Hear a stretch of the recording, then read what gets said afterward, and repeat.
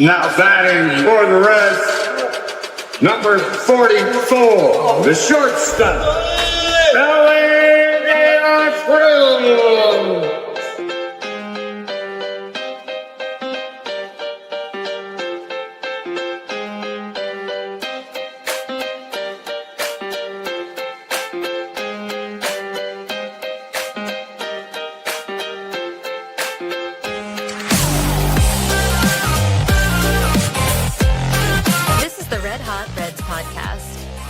Here are your hosts, Ricky Logan and Roger Straz.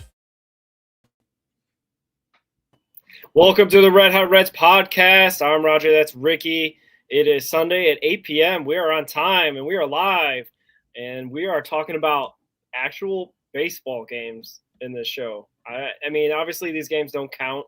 They're not necessarily going to be earth-shattering one way or the other, probably for a lot of guys. But it's good to see the guys in action in games that are against a different opponent, as opposed to when they go up against each other in the batting practices that they put out there on X and their socials for the Reds. So it's a little bit more of a competition in this respect. And we're going to get into all the stuff that happened with the two games in the start of the spring training, some other topics. ABS, Ricky, happy 2026. ABS is here for the majors, which, if you don't know, is the automatic balls and strikes, which is like kind of like I see it as like how tennis has that Hawkeye system where they throw it up on the screen and you get to see what exactly if it's strike or not. And I kind of like it in some respects, and we can get into that a little bit more, especially how it affects the Cincinnati Reds. But Ricky, we're on the show. I hear your kids are doing better, which is great to hear. How's your week been?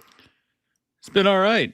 Excited to have baseball back. It's exciting to see just, Bleday hitting bombs in batting practice and Ellie taking a pitching machine deep and everything else. So it's pretty awesome, man. How about you?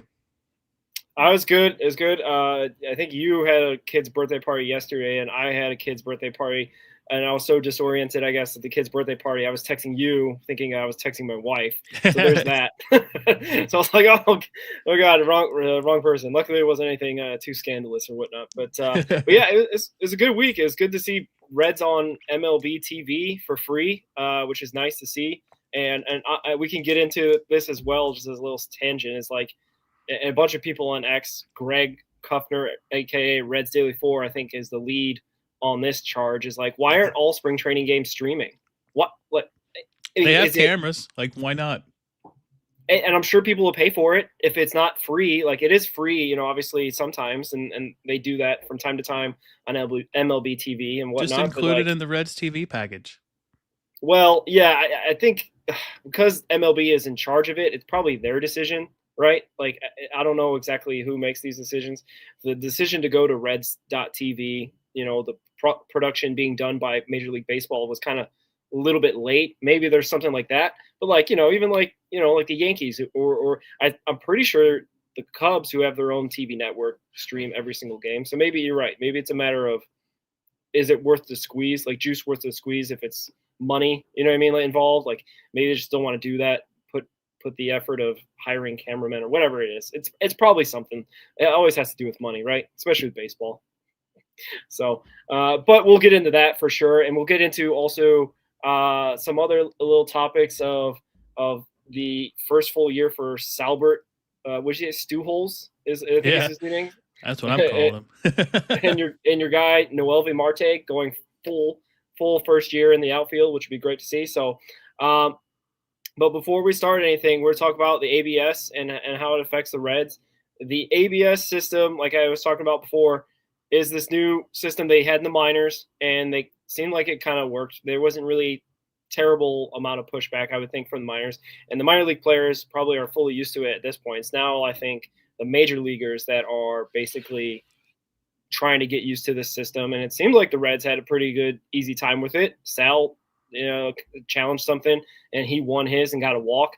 And it felt like it wasn't a detriment on the game, like how, like, when they first had instant replay and they would go to the monitors and all that, or go to New York in the offices, and it took like 5 minutes and it dragged on the game. This didn't do that at all, which is great. But what were your first thoughts, Ricky, about the ABS system in 2026? I am here for it. It's a much needed change. Yeah, I mean, it just takes a second.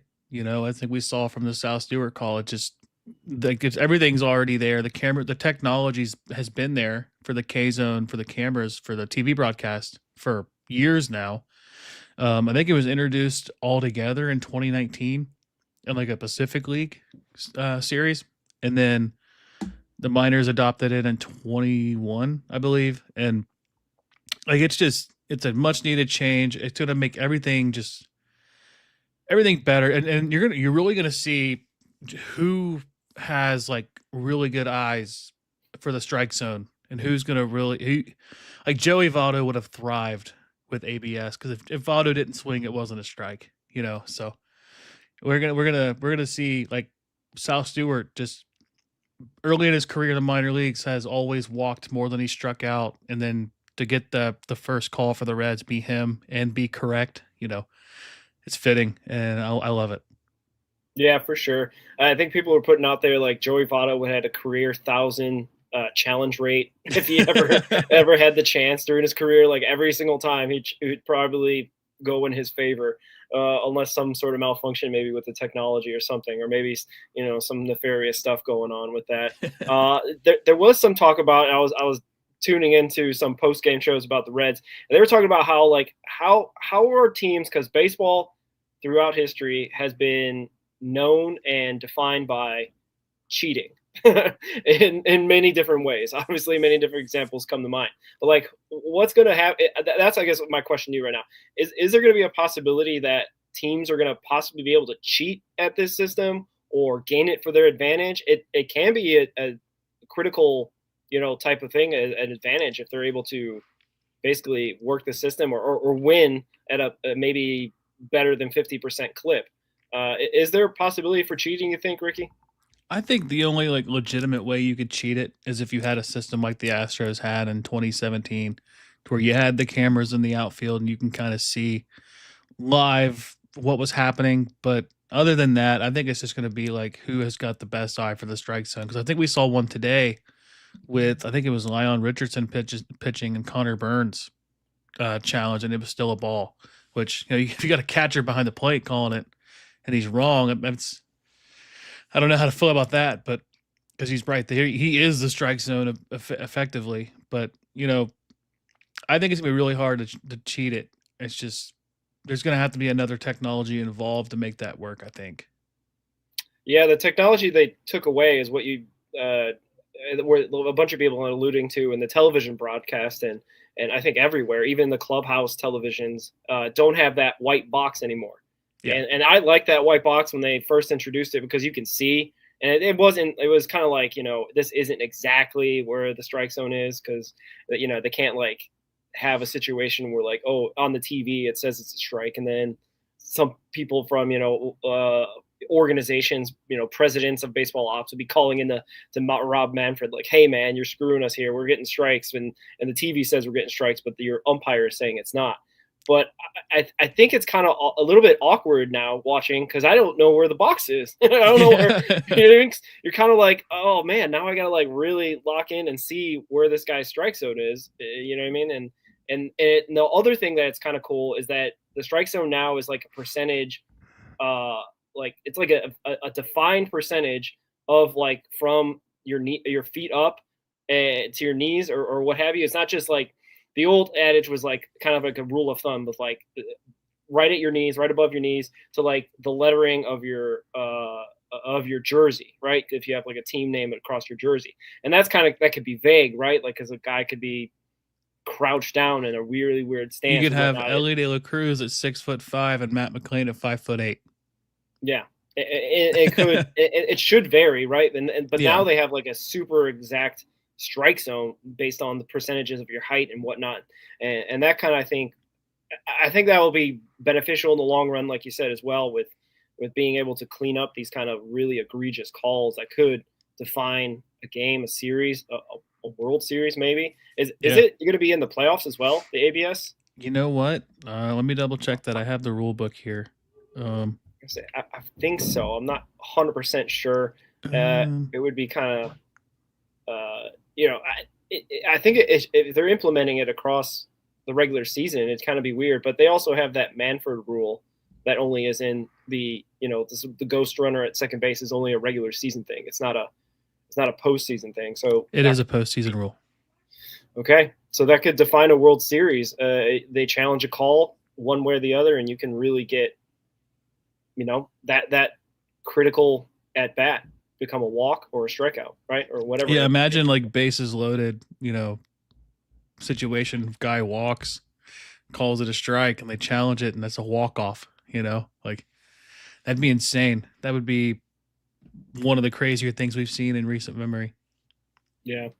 Carrick says he likes the no box strike zone. I don't know. It'll take time to get used to, just because we've seen it for so long. We remember a time when only ESPN had it with K Zone. Remember, and then everybody else started to adopt it. Yeah. Well, this new technology also, Ricky, I think you wrote about this, should benefit your Cincinnati Reds, mostly in the name of Elly De La Cruz, who has gotten some really bad calls against him just even last year, right? Yeah. So, how is this going to benefit Elly and the Reds, Ricky? Yeah, so the Reds are in the top half of Major League Baseball last year in incorrect called strike threes. I think they had 42 called against them, which the Yankees had 60, something like 68, I think. Yes, they had 68. Judge. Yeah. Elly and McLean are among the leaders in all of baseball last year with incorrect calls.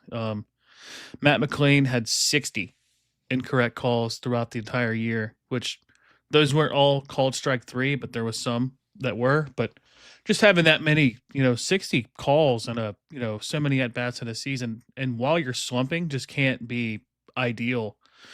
And then Elly, I couldn't find the number on him, but John Sadak tweeted it out when he was talking about it on Twitter the other day, that he was among the leaders in all of baseball in incorrect called strike threes, which we've seen, because if there's one thing we can kind of commend Elly on since he's debuted is his plate discipline and kind of his eye for the strike zone. You kind of get used to that, like coming up through the minor leagues. Like he debuted in 23. So he was in the minor leagues in 21 and 22 and part of 23. So he had ABS kind of like at his disposal, and then when he gets up here and he gets these calls, like he can't challenge him. He's just got to live with it. And the strides that he took last year, I know that people didn't like the toe tap method that he had, but I think that really helped him kind of get a better feel for the zone and kind of timing up pitches. And then now that he's going back to the leg kick, he can use the knowledge that he had from that with the power that he's got from the leg kick. And now with ABS, like he could have a breakout year this year. This could be the year we finally see Elly at his best. Yeah, for sure. And you were referencing the Sadak post out there. Sadak put it out here. Over his first full seasons in 24 and 25, Elly has seen the 8th most highest total true balls called strikes against him. And Gino is also in the top 20 over that time as well. So there's another Red that could benefit potentially from this system. And, obviously it could go a number of ways. You could challenge something that is a strike and ends up going against you. So you have some kind of different strategies. I know there is one rule for the Cincinnati Reds that Tito has implemented, is that pitchers are not allowed to challenge any pitch. It's kind of like the thinking is that all pitchers think that their stuff is strikes kind of thing. They're not going to want to like have any, ambiguity or kind of maybe any, humility towards like, oh, what are you talking about? That was definitely, so it's only going to be catchers. Like you said, Connor Burns challenged one today, and hitters if, Sal Stu in that situation, and Elly or whomever. The thing that also is kind of compelling is like the strategy behind it, because you get 2, but if you keep getting it right, you keep those 2. Yeah. So that could be a situation where you might not want to burn them in the first half of the game, first 4 or 5 innings, and maybe save them, especially if it's like an important game.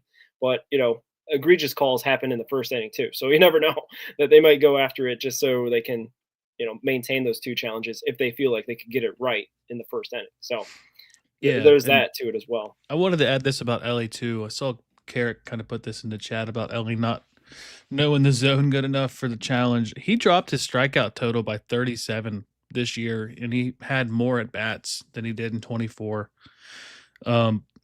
I think I'm not saying he's got like the best eye on the team, but I don't think he gets enough credit for the eye that he has.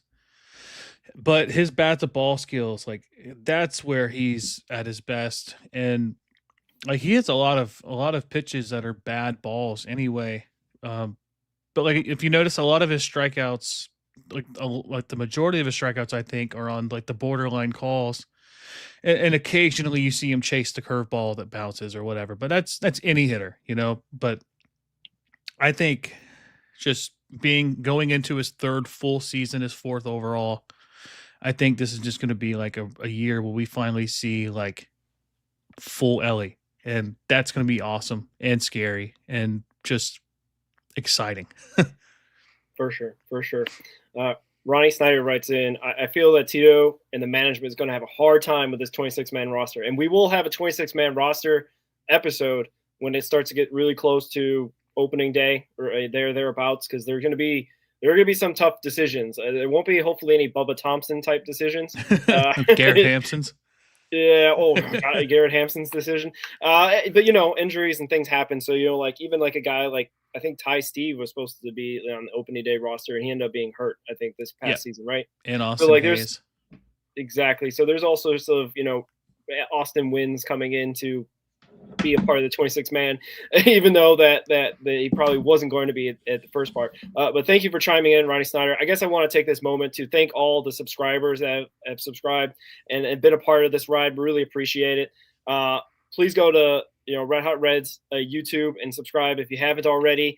Like, comment, subscribe, get the notification bell. We're going to be going live 8 p.m. on Sundays, just like we are tonight, throughout the season to recap the week. Also, we'll have a special show on Mondays, probably at 8 p.m. the same time, just recapping the minor league Mondays on 8 p.m. on Mondays, following our show on Sunday. Sunday is going to be mostly about the Reds, the major league team. Maybe a little shout out to different things that may happen throughout the week, because I'm sure we'll have a bunch of guys that hopefully have some good minor league seasons coming up. It'll be awesome to see just their growth. And we'll talk about the minor league camp invitees a little bit later in the show, because that was revealed by Charlie Goldsmith. It was supposed to be, I think, released this week, but it got released a little bit early. A bunch of our guys that we follow, Kunsel, McChrystal, Harmon's already on that list, Key and Vu. So we'll go through that, and hopefully we'll see some of those guys in action sooner than later, because I saw that Julian Garcia, a guy that I didn't think was going to be playing so quick, already made his spring debut, spring training debut. So shout out to that. Carrick puts out 29.8 career K. Yeah, you want to know what Aaron Judge's is? I want to know Otani's too, because I think 28% for Aaron Judge. Okay, Otani's got to be up there too, because the stat I had is that Otani owns the top 2 single season strikeout totals for an MVP of all time. So that means even Judge isn't in the top 2. And then Shohei's is 31%. And Shohei, so this gets into the whole kind of talk of strikeouts obviously happen. They're going to happen at a high rate because these guys are throwing 100 out of the bullpen every single time. It seems like you get a new reliever out there. It's what you do with your at-bats. And we'll get into that because Ellie had some gap power today that we were really excited to see coming back. And we're going to break that down in just a little bit. But Ricky, you have any other thoughts about the ABS system and how it affects the Redlegs or just overall? I thought it was pretty cool. I'm excited for it. The players might not like it, but it should be cool to see as a fan, to see and there's that anticipation, kind of like I mentioned about the tennis, where they start to see, ooh, and then if it's a strike or not, they can cheer or not. So I don't know. Any other thoughts for you? No, I'm just excited. It's just, I love the human element of baseball, but when it's getting to a point to where it's ruining games, it's a much needed change, and I'm here for it. Yeah. I mean, we should start seeing those the umpire cards a little bit cleaned up as well, right? Because there's a bunch of people that after games put out the umpiring card because it's kind of like accountability a little bit in that respect, or at least tried. to have accountability. But it should be a lot higher percentages, right? In I'm theory. waiting for the ones where was it Bryce Harper a couple years ago when Angel Hernandez had that strike against him where it was like literally 7 inches off the plate and he called it a strike. Because obviously you don't want to see players like show up the umpire, but it's kind of like, really, dude? It's like I want to see one of those. Yeah, Angel Hernandez, 1 of 1 for sure. I don't think he would have survived the ABS era. Who's the new one? JB Buckner. He's pretty bad, isn't he? Yeah, he gets a lot of flack for sure. For sure. I'm sure there's a bunch of people that have when they see guys circle their name and whatnot. So yeah. Yeah. And yeah, speaking of Ellie De La Cruz and his strikeout rate, Ellie, as you wrote, is now visibly stronger.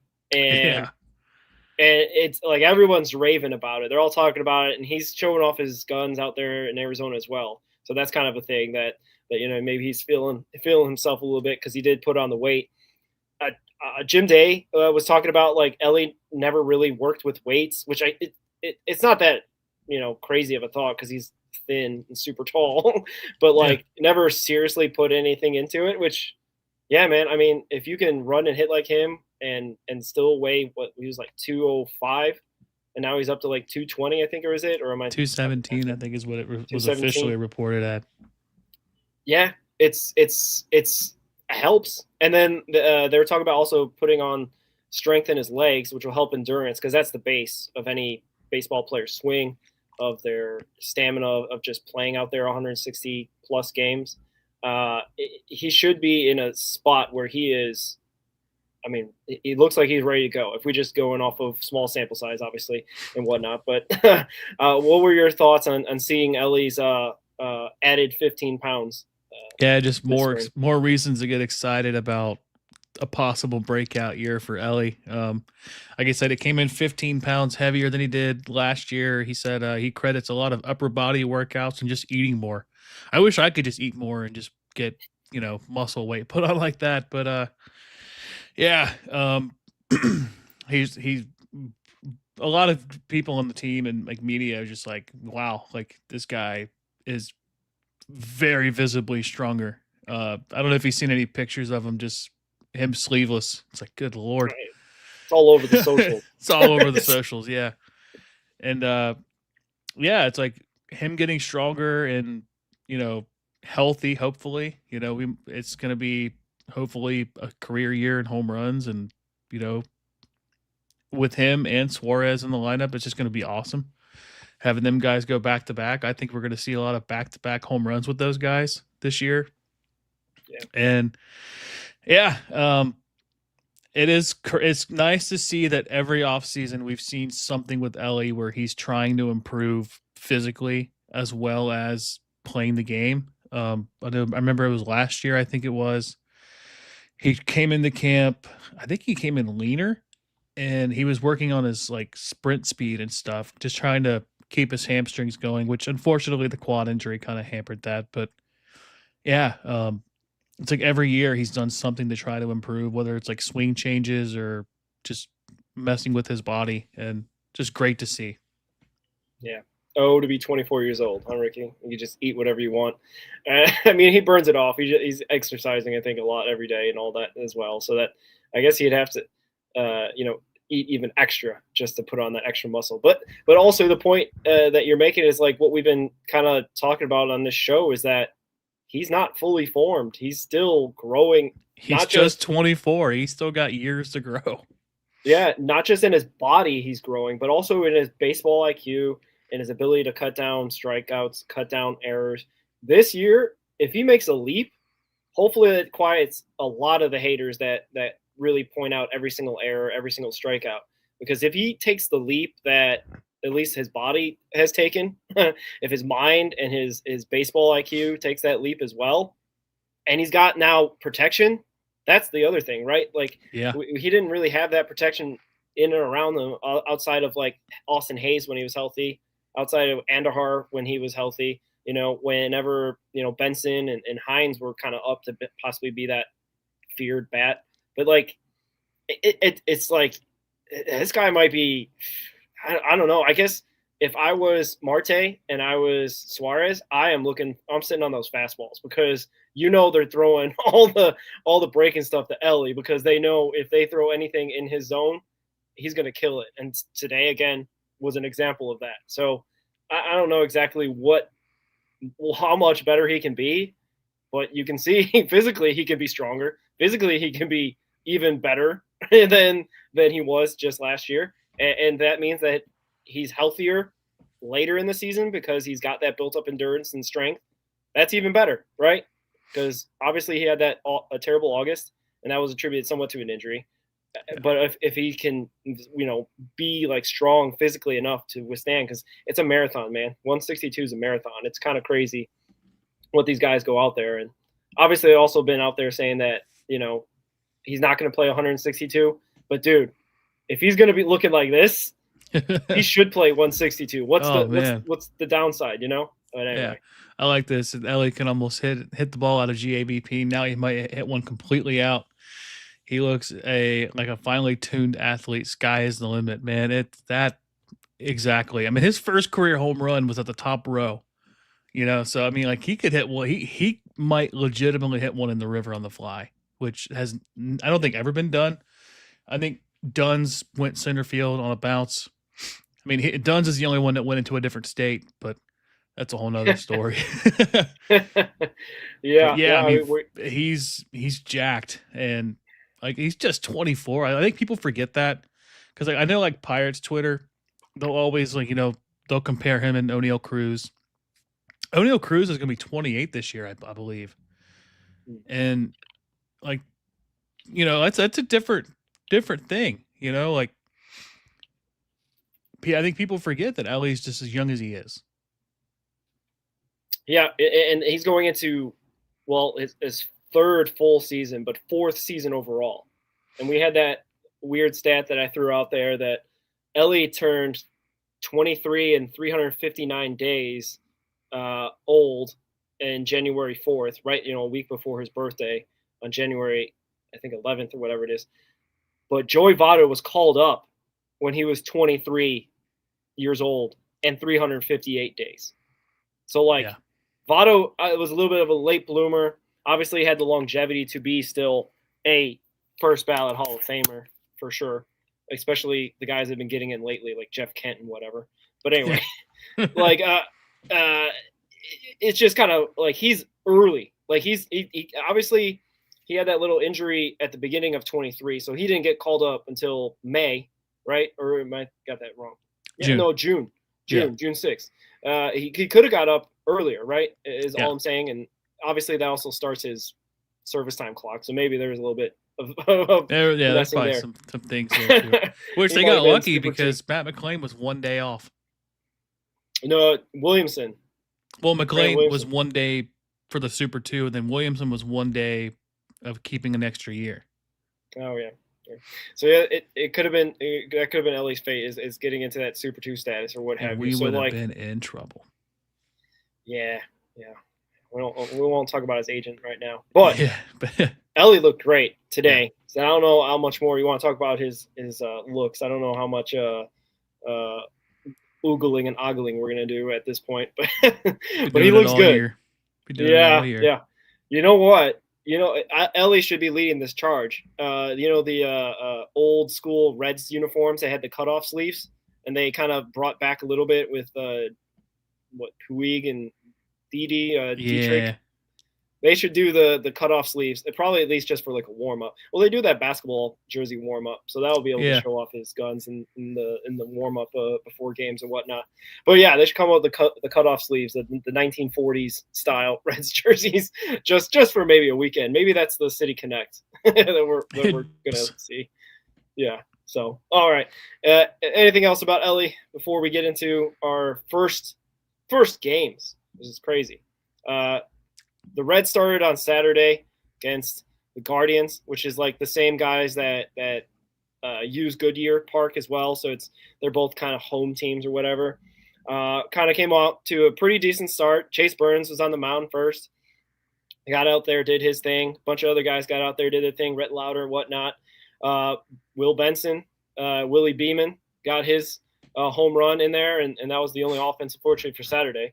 And then today they had a bunch of offense, and then the pitching kind of fell off. I don't know where you want to start, Ricky. I know your article today just came out on Reds at SI. Check that out. Cincinnati Reds on SI.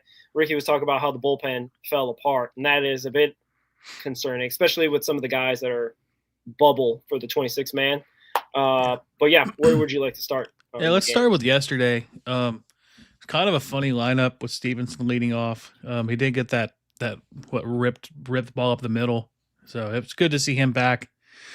And then, of course, Will Benson just taking 1 yard. I don't know how much you follow YouTube or much, but Trevor Bauer put out a video the other day with him and Will Benson. That was cool. Benson took him deep, which you know, I'll say this though, Bauer could. I think he's still got major league stuff. It's just he won't, you know.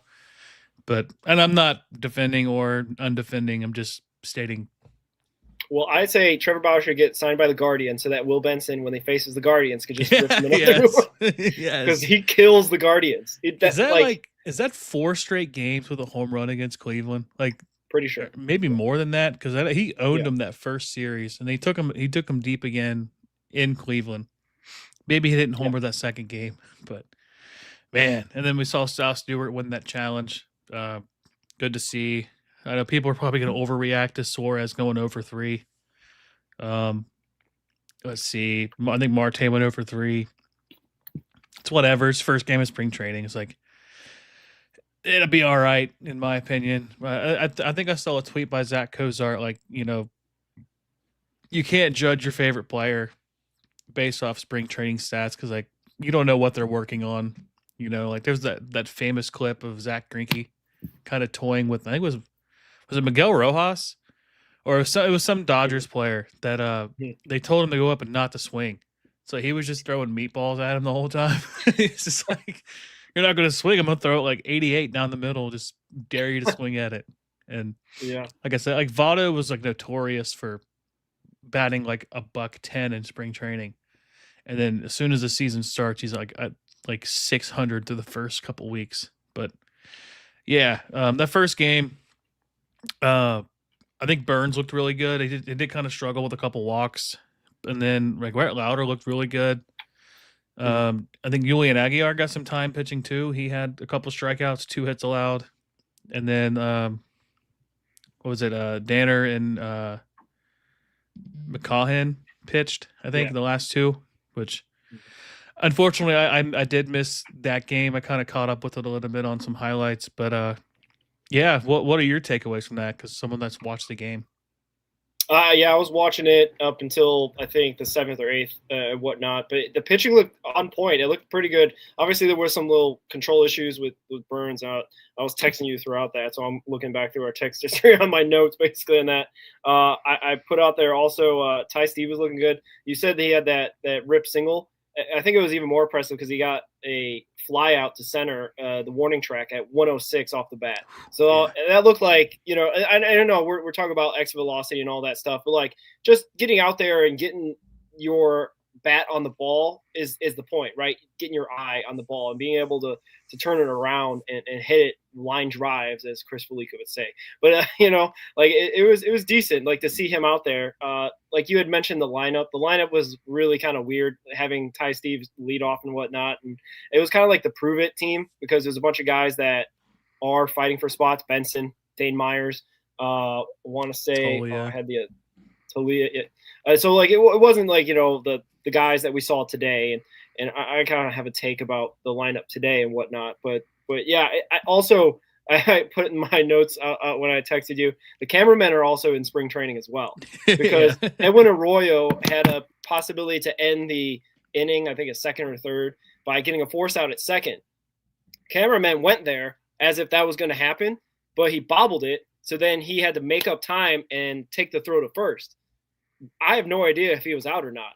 The announcer said he was, but the camera did not show that. So I was kind of like left it like, oh, okay. And there was a couple other moments where they're working through their spring training struggles as well. So it's not just the players out in the field; it's also the cameramen and maybe even the announcers at times. But speaking of Arroyo looked comfortable, and it wasn't like, obviously he bobbled that ball that I said that he ended up making up for it by getting the guy out first.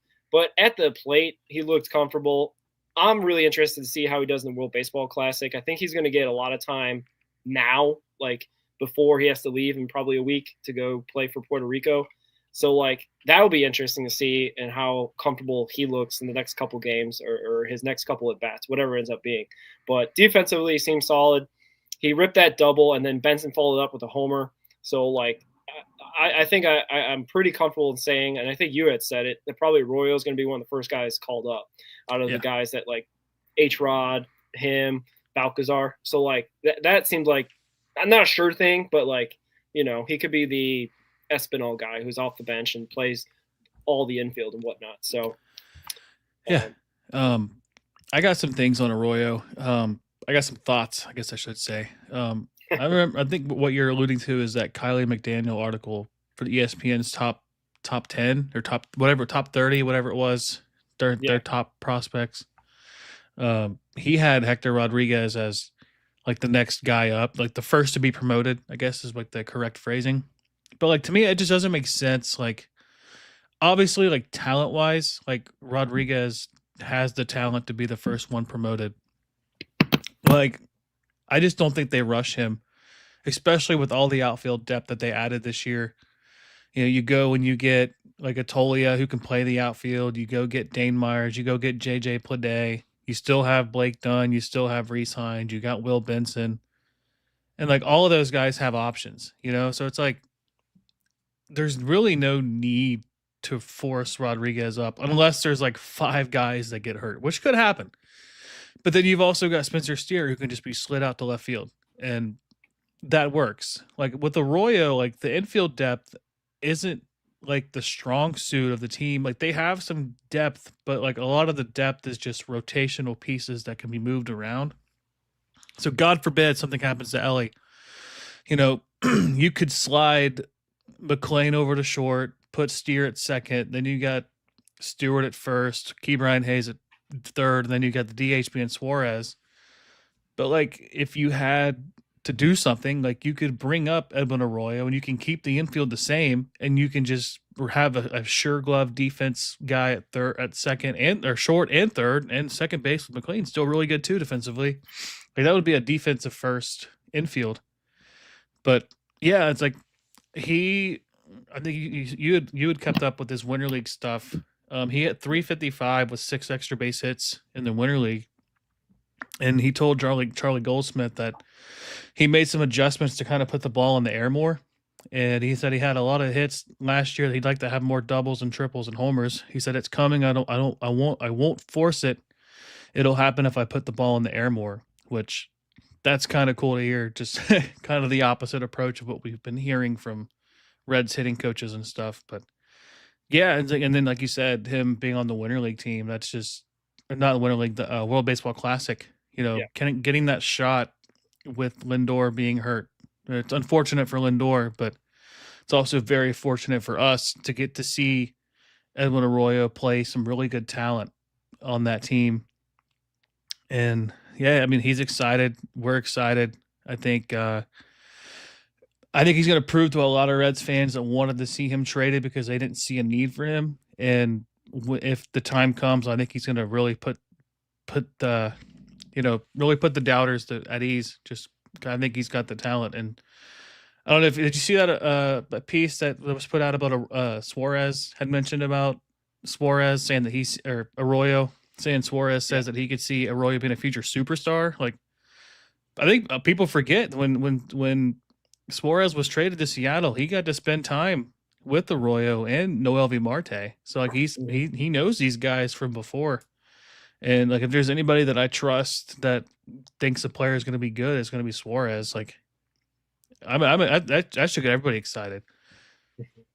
Yeah, for sure. Definitely a vote of confidence is nice. And this is the nice thing about spring training. You had mentioned Suarez kind of struggling, and he even got beat out by a decent play at short from the Guardians shortstop, I forget his name.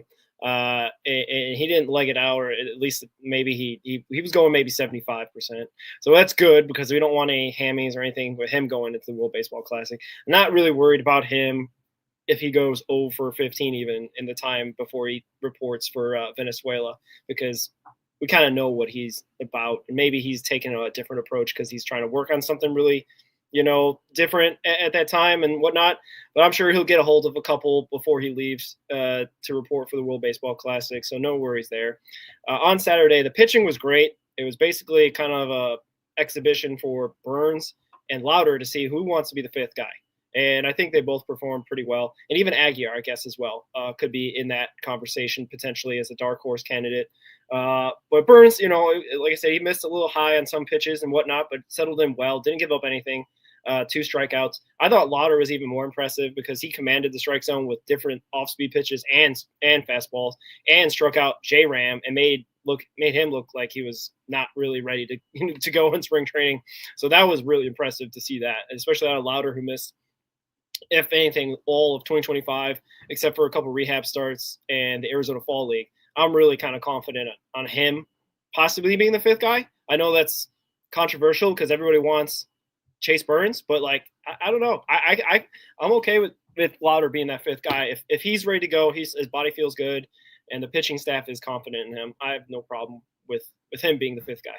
Yeah, I mean, Louder was on track to be the fifth starter last year coming into the year before he had that injury in spring training. And which was funny because what would they have done with Abbott at that point? Because that was really the issue. Like, they had their front four basically set up. It was Green, Lodolo, Singer, and then they had somebody else. Williamson? I think so. And then Spires ended up being the fifth guy. We're talking about last year, sorry. Yeah. Spires was the fifth guy. Maybe they would have had Abbott wouldn't have been an issue. I think it was the Abbott injury which made it an issue. Who was their first 4 starters last year? Why am I blanking on this? Singer, Hunter, Nick Martinez. That's who I'm thinking of, yeah.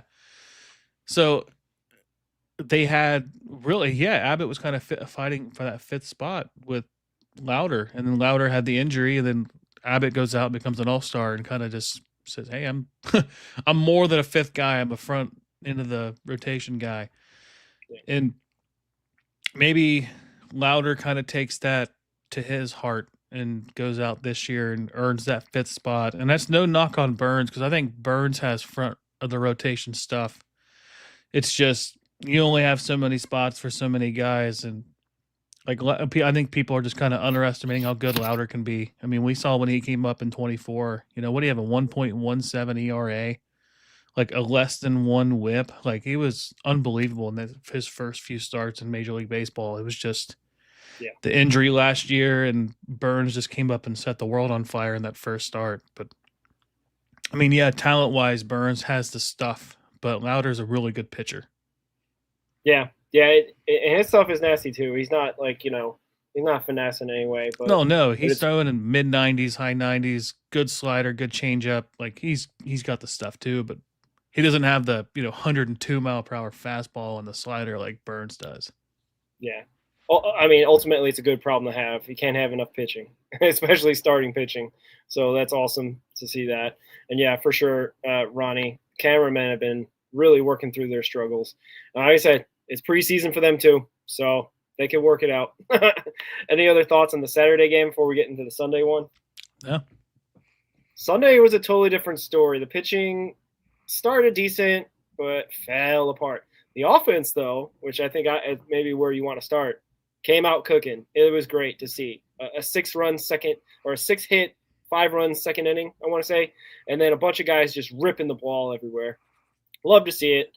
Velika was loving the line drives. He was definitely, high-fiving everybody extra hard after all that stuff. So I guess where you want to start on Sunday, Ricky? There's so many guys that had a great day at the plate. Yeah. I mean, Friedel goes 1 for 2 with 2 RBIs. McClain goes 2 for 3 with 2 RBIs. Ellie goes 2 for 3 with 2 RBIs. Like, that should fire everybody up. I mean, obviously, you don't want to take too much into spring training, but if we're seeing McClain hit the ball hard and it's landing in places, like, do we get 2023 McClain back? Like, that's exciting because they did have him at the 2-hole in this game. So kind of maybe a little teaser because this kind of seemed like the A lineup a little bit with Friedel, McLean, Ellie, Suarez, Steer being like the guys. I think Trevino got some time in there too. Ke'Bryan Hayes batting 7th, I believe, which was that was kind of funny. And then they had Blade and Hines as your bottom of the order. I mean, Hines has looked really good. Hines went 2 for 2. He's also scored 2 runs, and then Ke'Bryan Hayes went 1 for 3, scored a run. I mean, offense was on fire. Like you said, you scored 8 runs through 4 innings, but then obviously you're kind of wanting to see what you have, so you mix and match at the end of the game. Don't score a run the rest of the game. The bullpen just completely falls apart. I think Seattle scored 12 unanswered runs from the 5th inning on, and it was just it was just awful after that. I have some numbers pulled up. It just Connor Phillips really struggled that first inning that he got the pitch. When you really got to see like the bullpen guys that are really fighting for a spot, you get Connor Phillips in. I think he only pitched 2/3 of an inning. He got Cal Raleigh to pop up, and then Julio Rodriguez singled, and then he got a line out off of Josh Naylor, and then he walks Randy Arozarena, and then he gives up a single that scored the runner. I think it was a pinch runner for Rodriguez, and then he walked Michael Arroyo and Will Wilson, and that scored another run. And then Leon Richardson pitched in the 7th inning, I think. He gave up a single, and then he walked Brennan Davis, allowed another single off of Blake Rambush. That scored a run, and then he allowed another single, and then that's when the Reds had a 1-run lead. And then he forced a double play and then a ground out at the end of the inning. He gave up 3 hits, 2 runs, and a walk in his 1 inning. Zach Maxwell and Luis May I think they were the only 2 guys that really get a strikeout. and out of those 4 guys, Maxwell had a great start. He got a ground out and a strikeout, and then he walked the next 4 guys. One being on a failed challenge attempt by Connor Burns. And then Luis May relieved him, got a strikeout the end of inning. And then May came back out the next inning, and he allowed back-to-back doubles and a single and then a walk before he got an out. And then he got a single, and then he was relieved by a pitcher. And then he gave up a 3-run homer when May got taken out. So all those runs went to May, and I think he pitched a total of, I have the number here. He went 2/3 of an inning, 4 hits, 5 runs, a walk, and a strikeout. So, so out of those 4 guys, 2 strikeouts, 2, 5, 6, 9 walks, 12 runs. I mean, no other way to really slice it, but it's basically bad. and Francona had some comments after the game too. He said, early on our guys were fine. It went bad from there. I know it's early, no matter what time of the year it is. That's a hard way to win. If that's during the season, I'm really upset. Since it's February, I'm just really aggravated. Yeah, man. Here you go. He's not gonna not tell people what's on his mind, but at the same time, like I was seeing some stuff about like Tito's gonna like be real strict with these guys in terms of like if you're not performing even in spring training, you're gonna get the door like Alexis Diaz. And like the Alexis Diaz thing's a little bit more than just he wasn't performing. That was a little different. His velocity was down. He wasn't obviously as effective. Like there was a whole lot of different stuff going on with Alexis Diaz. Diaz, like he could never find the strike zone anyway when his velocity was up. Like I think it was Trace Fowler. He was like, if they don't chase the slider, they're walking every time because like you can sit on the fastball and watch the slider because his slider is never in the strike zone. And I kind of fear that with Luis May and Zach Maxwell just because their fastballs are so electric. They just have no command of any of their other pitches. But they're also this is like their first real test in the majors. As with Diaz, he had a couple years in, and he was a little older too compared to these two guys. And I just think that Maxwell and May have better stuff, and they have so much control left. I just don't think they're going to do that with them. And then Connor Phillips, I think like with him, he has always shown like the inability to be consistent all the time. But we saw the stretch last year coming down the stretch towards the playoffs where, I think he had like a 10 inning scoreless streak in September. And he was just electric. He does have the pitch mix, I think, to be an effective late inning reliever. But like we saw the inconsistency in this game. But granted, it was his first time out in a game, like with all of these guys, their first time out in a game really since August or September in Major League Baseball. Because I think May got sent down relatively earlier last year. Maxwell got some time at the end of the year. I think he made his debut in Arizona versus the Diamondbacks. So, like, and they're still all three very young pitchers. Like, Lyon Richardson's a little different. He's got a little bit more experience, both in age and in just pitching Major League Baseball. But Lyon Richardson's still learning, like, we saw a lot from Lyon last year where, there was a game in Houston. I vividly remember where he finally, I thought he was putting it together. He threw a fastball on the outside corner at 96, and then the next pitch was a changeup at 83 on the same spot. It's like that, when you're doing that, like you can be a really effective reliever. And it's just, he did that, like, I think it was 2 innings of work he did that. I was like, man, this guy, he's putting it together. And I remember Tito really commended him a couple times throughout the year. He got special treatment for the Bristol game. He got the private charter back with the with the commissioner. So like, I feel confident about all 4 of these guys. Obviously, I think there's legitimately 2 spots that are open, and I think Sam Maul probably gets one of those just based off of not having any options and being a lefty. But they also have 2 lefties that they acquired this offseason too, and in Brock Burke and Caleb Ferguson. So there may not be a necessity for Sam Maul, but yeah, I don't know. What are your thoughts? Because like that was a brutal outing. Yeah, you nailed most of the points I was kind of thinking in my head. The only thing that really would be concerning is if it is command issues, persistent command issues, like it's just not one outing and they figure out the grip on the ball or whatever that was going on down there. Obviously, those guys are young, and May and Maxwell, mostly kind of May, has more kind of been having those kind of command issues. So that is something to kind of keep an eye on.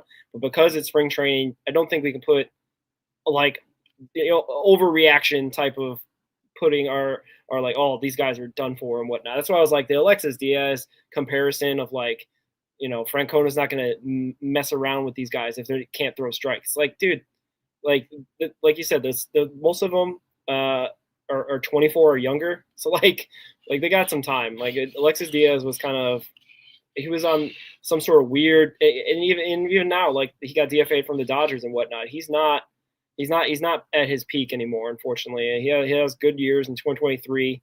He had that All-Star year for the Reds, so thank you for your service in that, Alexis. But it's kind of been a drop-off for him since that. So I'm only worried about those young guys and if it's command issues going forward.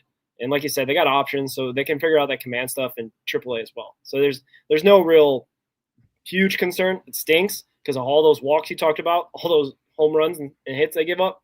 It's kind of crazy that it all happened at the same time. But, that's what spring training's for. You figure some stuff out. There was, that question. Well, we can get to that in the playoffs and whatnot. But just to answer it quickly, I think 90 wins is what they need to get if they want to be a serious playoff team. And then there's also that Pacoda Fangraph stuff with like the stinking, like the Pirates are going to have 40% chance of making the playoffs and the Reds have 20. Like, get out of here with that, man. There was that clip that went around, Steve Phillips from Hot Stove on MLB Network saying that the Reds are better than a 79 to 80 win team. And if they play, and now this is the thing about baseball, if they play to their potential, they're a 90 win team, I think is what Steve Phillips is saying. So I don't think he buys into that Pacoda Fangraph stuff either. So shout out to Steve Phillips. Yeah, I think one thing that doesn't get accounted for in those kind of projections is who your manager is. You know, like I don't know who the Pirates manager is, but he's no Tito Francona. I mean, there was when Francona came to Cleveland, like they were kind of like hit and miss every other year. I think the year before they were close to a playoff team, or they had like 80 something wins, and then he kind of put them over the top. I think just he knows how to manage a bullpen. He knows how to manage his starters. He knows how to get the most out of his starters. You know, like I don't think even with the amount of years that they've been pitching, I don't think that had David Bell been the manager this past year, I don't think Abbott goes out and gets a complete game. I don't think Lodolo goes out and gets 2 complete games with one being a shutout. I don't think Hunter Green, maybe he stays out because he had a no-hitter, you know, but we've seen him have a no-hitter before and he gets taken out and they still throw a combined no-hitter and they lose, you know. So I don't know how I don't know if they account for like who's managing. I think they're kind of like taking into account of like. I think Paul Skeens gets a little bit of like, yeah, they got Paul Skeens, you know, but outside of Paul Skeens, like they have like a pretty decent rotation. Like the Reds, top to bottom, I think have the best rotation in the Central, you know, and when ESPN said they had a bottom 5 rotation, it's like, do you even watch baseball? Like, come on, like what are they like? What are these people seeing before they put stuff out publicly like that? Bottom 5 rotation. It's like I can give you that if you have 4 starters for the Reds and everybody else has 5, you know, because we don't have the 5th guy set yet. But like, you're telling me Hunter Green, Nick Lodolo, Andrew Abbott, and Brady Singer are a bottom 5 rotation? It's just asinine. It's just that's crazy to say that publicly. Like they may not be top 5. I think they are, but you know, you can't say they're bottom 5. At worst, they're league average. But then like that's if Hunter Green misses multiple games, and that's if Lodolo misses a lot of games, and that's if Abbott misses a lot of games, and Singer gets traded. You know, it's like Singer. I'm done. Just I'll go on a rant. I'll go on a tangent. Yeah, for sure. Yeah, and that's hopefully we won't be hearing about that bottom 5 comment anymore. But you never know; might get popped up maybe when we want to slander ESPN. But I guess going back to the Pet Coda stuff, like I think just the Pirates having Paul Skeens gives them kind of a leg up in projections. But Paul Skeens has he ever? I don't think he's thrown a complete game yet. He's still kind of been on innings limits his career so far. Is it Jones? Is there other pitcher? I think. Yeah. I'm not a Pirates show. Yeah, Bubba but like Chandler, I think he's the only one he's the lefty, I believe. Like that's the only other pitcher that I can really say like, hey, that guy's pretty decent. And then I don't think their bullpen's really great, and I don't think they have a really good closer. And offensively, like, is Marcelo Ozuna really going to want to play in Pittsburgh like he wanted to play in Atlanta? I remember there was some rumors going around that if he got traded, he was contemplating retirement because he didn't want to play for another team. Now, granted, you go out there, you get a contract by somebody, and they probably overpaid for him because they tried to overpay for every other player they tried to get this offseason and failed because nobody wants to have the Pittsburgh Pirates name on their chest. But yeah, well, we're not Pirates, but we'll clip that. But anyway, getting back to the Reds, the pitching was disappointing. A bunch of stuff that you already gone through, and May struggling, Maxwell struggling, Phillips even struggling. So hopefully that's kind of a one-off. I didn't really look into this, but I was kind of wondering why Jose Franco only got 1 inning. I don't know if something happened. Maybe he didn't feel strong enough to go out there. I thought because he started, he'd do the obligatory 2 innings, but maybe there's something going on there. Maybe he's trying to be precaution because he did give up a run, I think, and 3 hits in his 1 inning. You must be reading my notes because I remember you said 2023 McLean is back.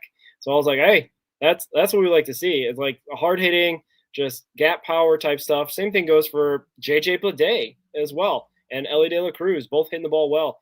Bleday, I guess, was clocked 108 off the bat for his double.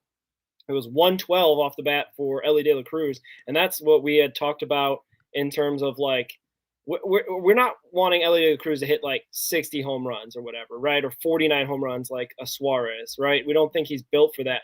But if he's going to be a gap, to gap type power hitter and gets around the bases and can turn doubles into triples because either the outfield misplays the ball or whatever it ends up being, right? Or just his speed to get there or hit caroms off the wall weird. Like that's what we saw in 2023, right? And that's what the Ellie we want to get back to.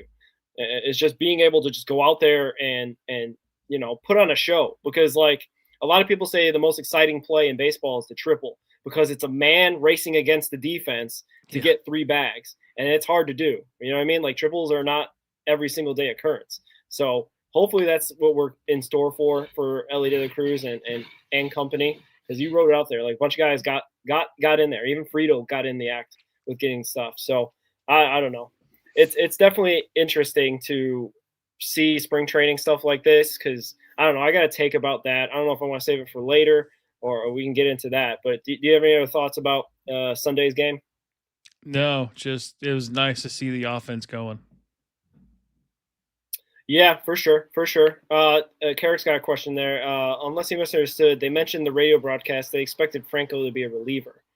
We had talked about this, and even Carrick and I going back and forth and what we were kind of thinking Franco's role would be. If he is a reliever, it was interesting to start him. I guess, it doesn't matter, spring training in that respect. But I was kind of wondering if they were trying to stretch him out to see what he's got. Because, I mean, there was that talk of, Chase Burns being like the long reliever, the Nick Martinez role, if you will. And then I heard a podcast, I think Greg Kuffner was going like, no, don't do that. Don't put him in the reliever role because Greg believes that he's got starter stuff.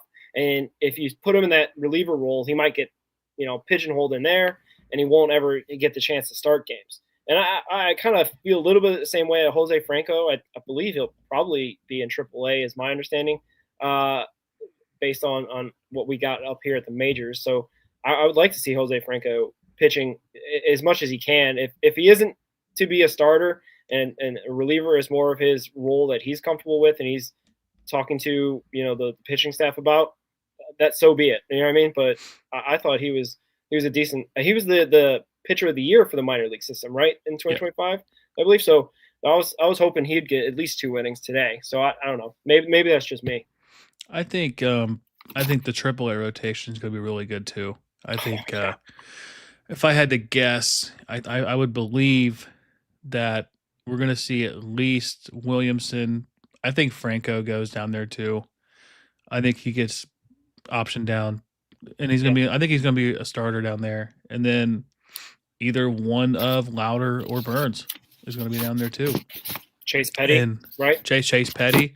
And there's been some people, especially Francona, that's been kind of higher on Petty this offseason. I think he's been working on his pitches. I think he added a pitch or substituted a pitch or whatever it may be. But yeah, I do like that. I could see him eventually transitioning into a reliever, but he did have Tommy John a couple years ago, and I think they've been kind of careful with him ever since. And I don't think he pitched more than 4 innings last year in AAA, but he was dominant when he pitched. So maybe this is the year they kind of send him down, let him get the whole year down there, because I think he got promoted later in the season. So maybe he gets that full year down there to like really stretch into like a 6-inning guy. And if that doesn't work, then you can transition him into a reliever. And he's got an electric fastball, a good slider, and a good changeup. Like that could be back of the bullpen type stuff too, which the Reds really don't have a shortage of as far as like young pitchers. So, yeah, it's a possibility, but I just don't think it's gonna be right away. Yeah, for sure. You're right. There's gonna be a lot of competition at AAA, which is one step away from the majors. So hopefully that would be good to breed the best out of all these guys going out there and hopefully getting better every day, playing for the bats, or if they are called up to the majors, hopefully they'll be able to be ready and do great. And I think Carrick's putting in his starting five at AAA. He's got Williamson, Lauder, Petty, Franco, Aguiar. Yeah, Aguiar as Yep. well, Cardona, and Acuna. And I forgot about Jose Acuna. He was at Chattanooga, I believe, last year. So, yeah, the next logical – he had a pretty good season there. So that'd be nice to see him up at AAA with the bats. So, And shout we're out to probably those going to guys. see Trevor Consul probably as in the bullpen up there too, just based off the year he had in Double A last year. Yeah, for sure. And we'll get into some more minor league camp invitees later in the show. They released all those guys out there. It's kind of cool to see those guys out there, and some notable guys that weren't out there. I had some messages back and forth when I sent it to Carrick after Charlie G posted it. Some different names I got left off that, maybe the Reds don't think that they'd be ready to come to camp yet. They'll be better off somewhere else, ACL or where have you. So, but yeah, any other thoughts on the two games this weekend? It was good to see Reds baseball, I guess, overall. Yeah, it was just good to some see sort of form. live baseball. Yeah. They got the off day tomorrow, and then back at it Tuesday. I believe just on the radio, like I said at the beginning of the show today, kind of lamenting that they're not streamed at all. I think they don't come back to streaming until Saturday the 28th. So you got to get out your radio, listen to Tommy Thrall. And I think it was Jim Day today, because I guess Jeff Brantley had some family things going on. So he'll hopefully be back on Tuesday to broadcast from 700 WLW. So, but yeah, Ricky, you had written for Reds on SI about two guys who are coming into this year, hopefully going to be major factors for this ball club at the major league level, and two guys that we really, really like and really rooting for, Salbert and Noelvi Marte. And both of those guys, I don't know which one you want to go with first to talk about. Both of those guys, Sal a little bit less so, have a defined role on the team. It seems like the starting right field every single day for the most part is going to be Noelvi Marte, unless something happens or he needs rest or injury or what have you. And it seems like Sal is going to be a guy that will play anywhere just to get at bats, first, second, maybe even third when Ke'Bryan Hayes is out for whatever reason. So I don't know, whichever one you want to go with. Both of these guys have big goals and big plans for 2026, and we'd love to see it if they can achieve those goals. Yeah, we'll start with Sal because I like his comments that he had. I can't remember who he talked to. I want to say it was Daneman. I think. Daneman of The Local 12 guy. Local 12, yeah. He said they asked him about like how it feels coming into camp, knowing that he's got a role and he's got he's kind of earned it. And he said, I never want something to be given to me. When I signed, I told everyone I'm going to go earn whatever I get. My mindset is always that I haven't gotten anything. I haven't earned anything. So I kind of approach that every day like that. I just proved to myself that who I am is enough. I proved to myself that I can really hit at this level. I proved to myself that I can take in that environment and I can thrive in that environment, but I still haven't earned anything. Like that. I don't know about you, but that quote gets me excited because he's like, as a young guy, he's like, what, 20, just turned 22, I think, or he's still 21. To have that mindset that, like, yeah, you've made it to Major League Baseball, but, like, you want more than what you have. And, like, he's probably going to be an opening day starter, probably at first base, if I had to guess. And, he's got Tito behind him. Tito's really excited about him being able to play second base, play first base, play third base, DH if he has to, just to get at bats. And then, it's like if you have a guy like his talent acting like that, that gets me really excited. For sure. Yeah, Sal, they all have been talking about his weight loss as well. That he's like really committed now pounds. Really committed now to just like Ellie in the other way of adding muscle. Sal's cut down a little bit on his weight, and that shows that he's committed to this team even more so in that respect, which would be great. Hopefully that translates well to whatever, if he's playing second base, a little bit more mobility maybe, right? Or being able to cover the bag even more so at first base with a little bit more quickness maybe, or just getting down the line beating out some more infield hits and whatnot. So we'll see. That'll be awesome to see if it does do well. I don't know, man, if he is the opening day starter, to be honest with you. I know there's a lot of buzz around him. I know they don't want to put him just in the DH role as well, just to limit him, and they want him to be able to get out there and whatnot. I'm just worried about where the at-bats are going to come from. If it is at first base, awesome. If it's at second base, awesome.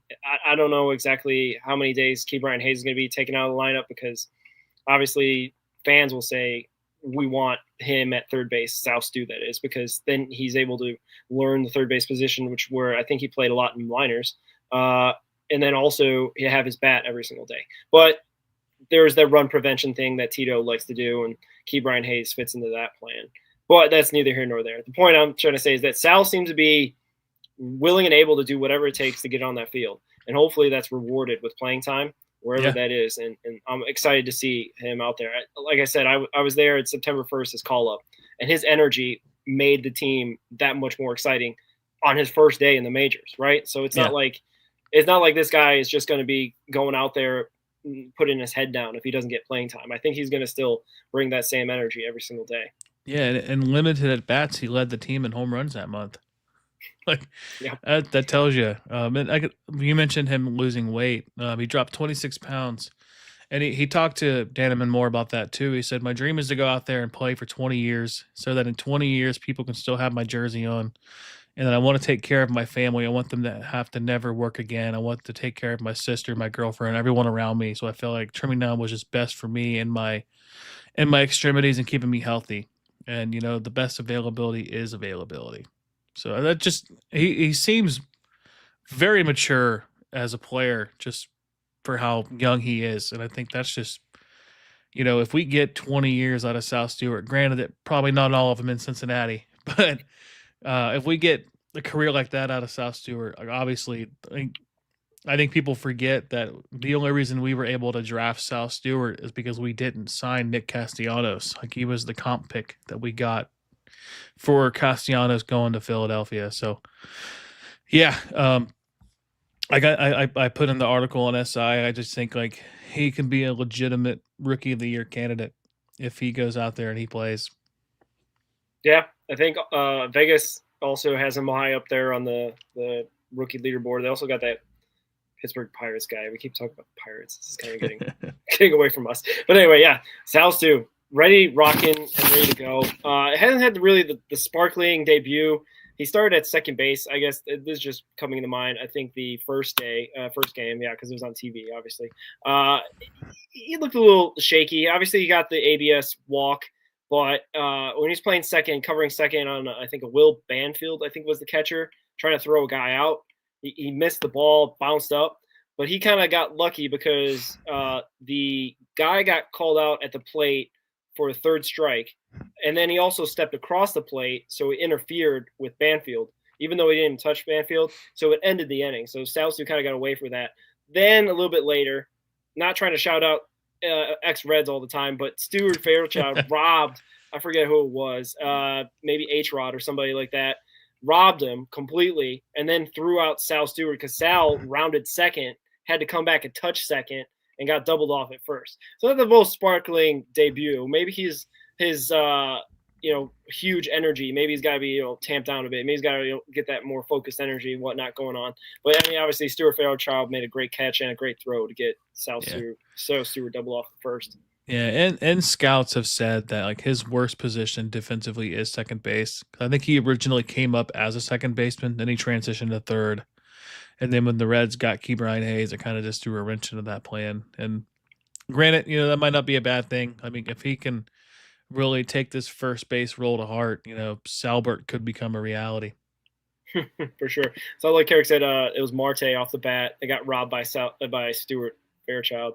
Yeah. And Stuart Fairchild we might see him in the season if the Guardians call him up. He's in their minor league system, I believe, a minor league contract. So we'll see if he makes it out of camp there in Cleveland. We might be seeing him a little bit more. Hopefully he doesn't have a Will Benson career against us. Yeah, that would be bad. But yeah, speaking of Marte, your guy Marte also is going into right field full time. I think that's going to give him a lot of confidence in terms of having a set position, even though he did just learn it last year on the fly. But he should be in a major way.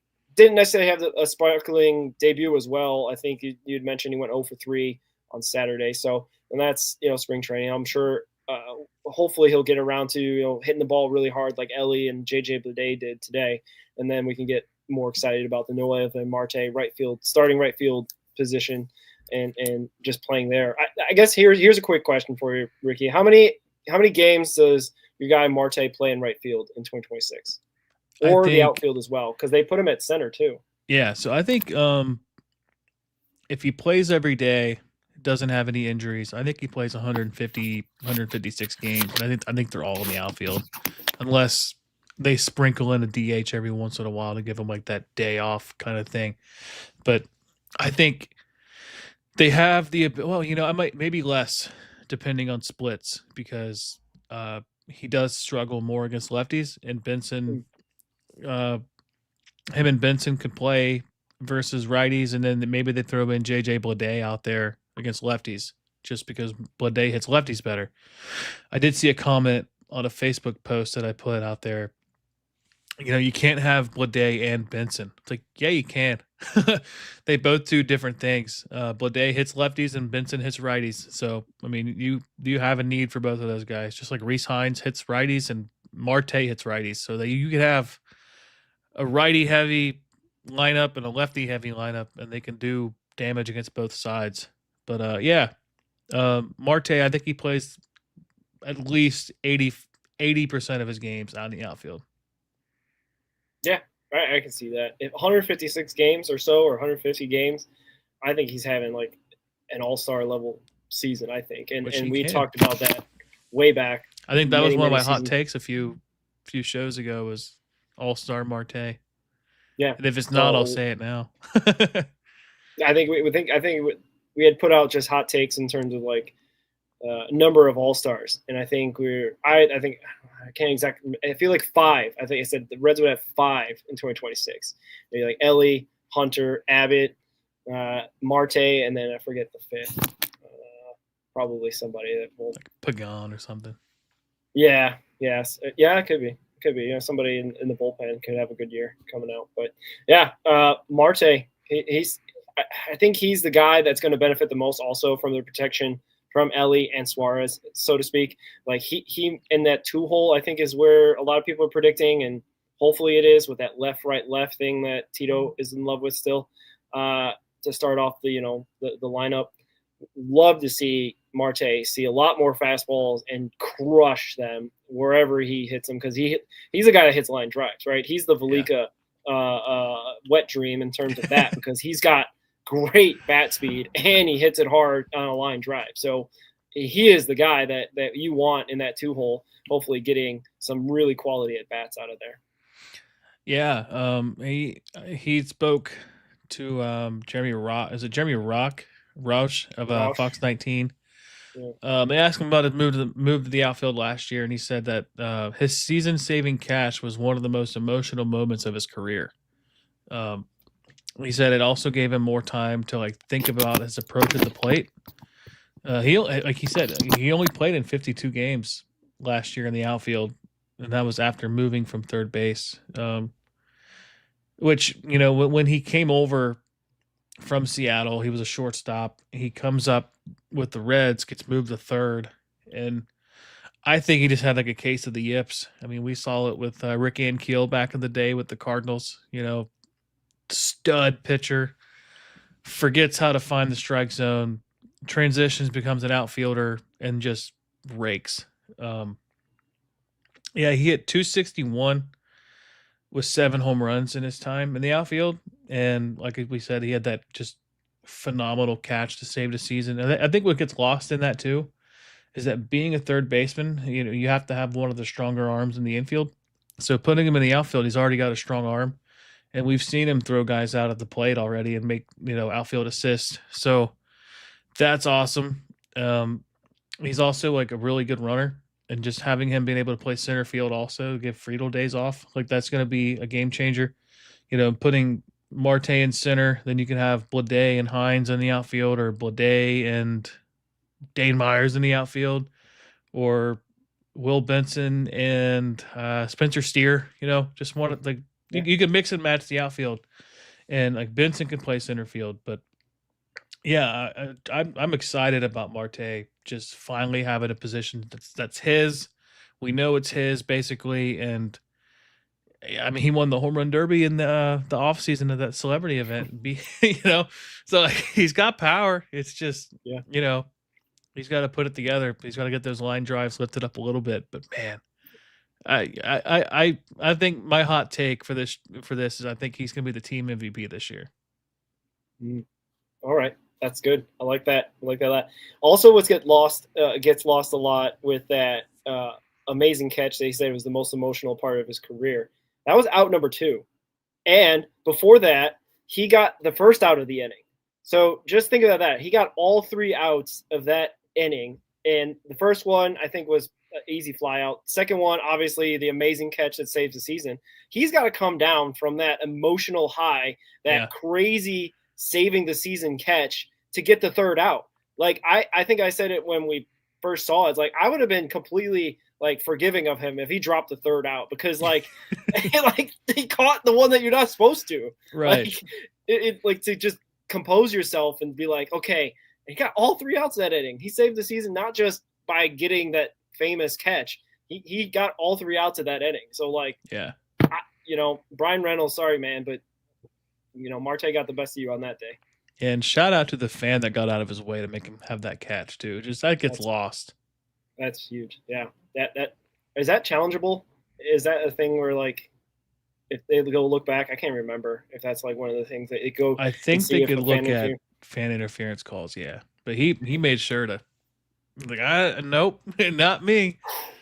Yeah. See, Cincinnati fans, we got we're out there. We're not just going out there and eating Gouda cheese and La Rosas and Sky Roses all day, and we know our baseball. Yeah. So, all right. Any other thoughts? Did you see the? I forget where it was. I'll have to find it. But the top 10 most winningest franchises of all time. The Reds were 6th. Yeah, the Reds are one of 12 franchises that have above 500 record for their whole existence. And that's hard to do because baseball is not a forgiving sport. You know what I mean? There's some teams that they have really bad years for a long time and probably will never get over 500, like the Marlins for one. The Rockies are in that category now, but I feel like they were above the 500 unless I misread the graphic. So yeah, that was kind of crazy to see that the Reds have had a winning existence ever since. How far did that go back? Does it go back all the way to the 1869 team? I don't think so. I think it goes back to the official MLB time, I think. Because that team was 45-0, man. That's good. that team beat everybody by 50 runs. That first professional team because they were playing a bunch of amateurs. You know what I mean? Back in the 1800s. So good for them, I guess, to not include that because then the Red Stockings of the 1800s would be the winningest franchise of all time if they included that. So. Yeah. I'll have to find the thing, but yeah, that is crazy. The Pirates are the last team on that list. Wow! Funny enough, they're the best team in Pennsylvania, if you can believe that. It is kind of crazy. I guess the Phillies really weren't good, except for the Phillies were bad for a very long time. If I remember right, I remember the Phillies were the first team to have 10,000 losses. Huh! Wow. Yeah, they haven't been around a long time. That happens, I don't know. Any other thoughts on South Stew and Noel and Marte? No, I'm just really excited about both of them this year. I think Marte has a really good chance to take that next leap into being a really great player. Yeah, for sure, and we'd love to see it because, having Ellie come back stronger, having Suarez there for protection, I mean, it can only mean that there may be another guy that comes up and makes his name for himself. And Marte was on that path after he transitioned to the outfield. So hopefully he continues upward and onwards. So shout out to him. Shout out to Sal. But yeah, we're gonna get into the minor league stuff. The minor league camp list was put out, and it's pretty long. We'll try to highlight it because there's a bunch of guys that obviously like our guys, Trevor Kunsel and Jonathan Harmon and Ken Vu and all that are invited to the minor league camp. And usually we don't find out this list until later this month, but they put it out early, so we get to see it. There was some interesting names left off that. There's also an interesting one in a position change. Your guy, Logan Tanner, your brother's opposite doppelganger, named doppelganger. Yeah. He's switching from catcher to pitcher, which was something that was rumored about, but now is made official, at least on this minor league invite list. Your guy, Shingen Lin, is there as well. Got a bunch of other guys that Tyson Lewis. We got, oh man, so many. Our guy, Mike Villani, that came over in the Alexis Diaz trade. He got invited back. Adolfo Sanchez, Carlos Sanchez, Nick Sando, who appeared in the game, I believe, today. Yes. For the Reds. So that was nice to see that the minor leaguers are starting to get in there. Hopefully we'll see a lot more of these guys get an opportunity as well in the coming, games and whatnot. Yeah. But yeah, any thoughts or anything from this list or whatnot? I'm going to try to pull up the guys that Carrick was talking about with me. Yeah, so I'm excited that Austin Hendricks still got an invite. I think some people were kind of worried about that. Just, I think this might be his final year of like contract status with the team. I think you get so many years of like team control through the minors too, if I remember right. This will be his 6th year with the team. And we got Ricardo Cabrera is listed. Ichiro Kano got listed. I'm trying to find some guys that might be like more DSL guys that maybe got promoted. I mean, we're going to see Kyle Pablo Henry. Nunez is on there. Yeah, Pablo Nunez is on here. Hervin Murillo's on here. So yeah, we're starting to see some more DSL guys come up, and I got the guys that we're really excited about: Jean Pierre Ortiz, Hunter Parks. Let's see, is Drew Davies on this list? He should be. Yes, he is. Yeah. Mm-hmm. So I mean, like, there's a lot of players that we've covered that are on this list that haven't really been playing stateside yet. Like, I'm most excited about Pablo Nunez. I think people know about that. Just, I love his game. Eli Pitts, he was drafted last year. I'm excited about him as well. I think it's funny looking at Shingen Lin's position, infield, outfield, right-hand pitcher. Like, he's got all the bases covered for him. And for sure. Oh man, why am I? Luke Hayden's there, like you said. Kyle Henley, guy we talked about, and actually, if you mind me having the floor, shout out to Kyle Henley. We talked about him with the new Tortugas announcer, Matthew Muncy, and he's the one that actually shouted out Kyle Henley because he was excited to cover him. Yes. We presume he'll start in Daytona this year as well, even though he had a fantastic year. Yeah. Was talking to Carrick about it, and Carrick put out there that he has cut down his strikeout rate since the start of the year, as I look to go that. So like in April, Kyle Henley had a strikeout rate of 45%. And then by the time we get down to August and September, his K rate's at 24 in August and 22% in September. So shout out to Kyle Henley. Really excited to have him coming back, and hopefully he'll have a great year. Hopefully have a great camp as well. So that'll be awesome to see if he's going out there. And we also know he's got great speed with the 50-plus steals last season. Hopefully, Matthew Muncy will be able to call a lot of his games and a lot of exciting plays for him in 2026. Yeah, and Hansel Jimenez too is who I was thinking of. He is. I don't think he's on this list. I'm pretty sure he was. I heard it.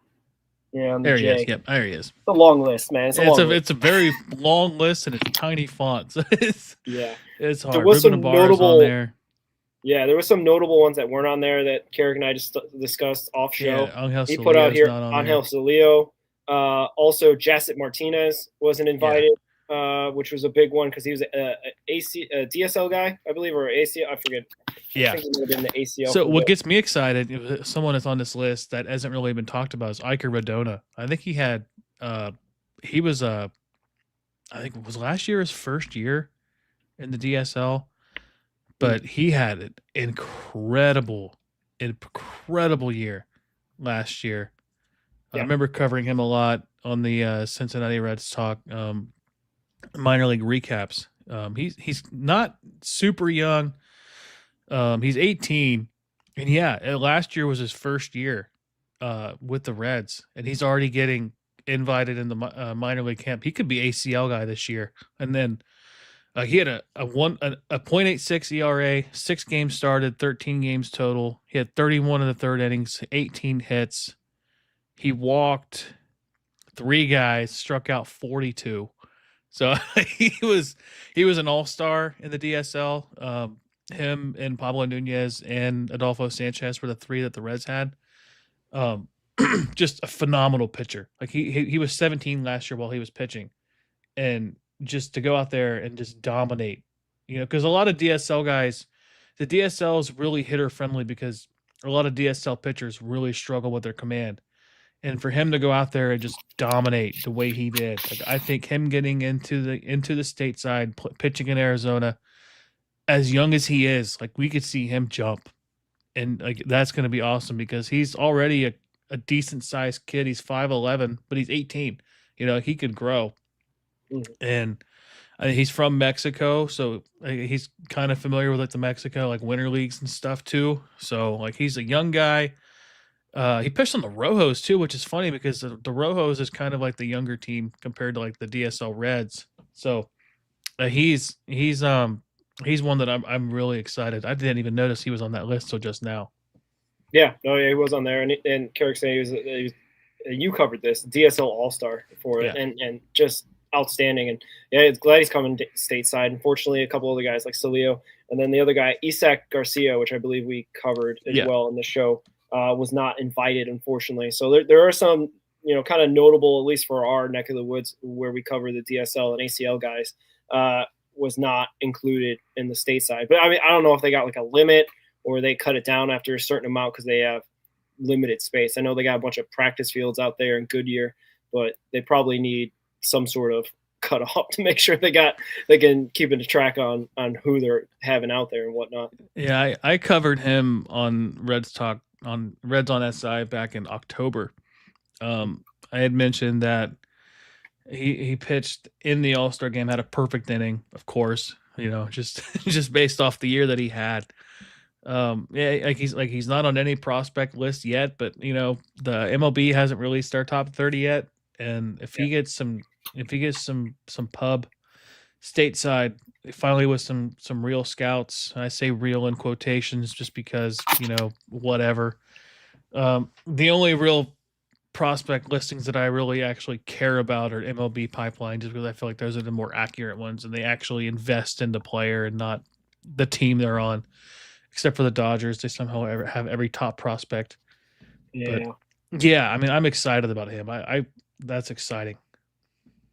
Yeah, for sure. And you got your guy Starlin Torres is also in camp as well, which is awesome to see. So that's shout out to him for making it out there. Yeah, a bunch of other guys. Hopefully we'll get to see a lot of these guys in action with the, in spring training games at very least. Hopefully see a little bit of it. Like I said, there was a couple guys that made their spring training debut. I don't know if that's a thing.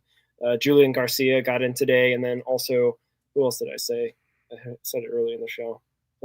another guy got in that was like on this minor league list and wasn't like a non-roster invitee or whatnot. So yeah, we'll be keeping track on these guys, breaking it down. Also, like we had said at the top of the show, we're going to cover the Reds on Sunday nights, 8 p.m., the Major League Ball Club. But on Mondays, specifically on Mondays, Minor League Monday, just covering at the beginning, it'll probably just be, the top teams of Louisville, Chattanooga, and whatnot, because they don't really get going for the ACL and DSL. ACL, I think, is probably like, in mid-May or something like that. And then the Summer League doesn't start till June, started June for Dominican Summer League. So we'll definitely cover those guys and whatnot. When their seasons are definitely going on and everything. And we'll have a preview show as well. I think we're actually going to break down every single, once we start to really get to know what the rosters are. We'll have a preview show for, say, the Louisville Bats and the Chattanooga Lookouts and what their season's going to look like with the guys that have been assigned to those levels. Same thing with Dayton Dragons and the Daytona Tortugas. We'll have a breakdown show of their roster and what the outlook of their team is going to look like this year.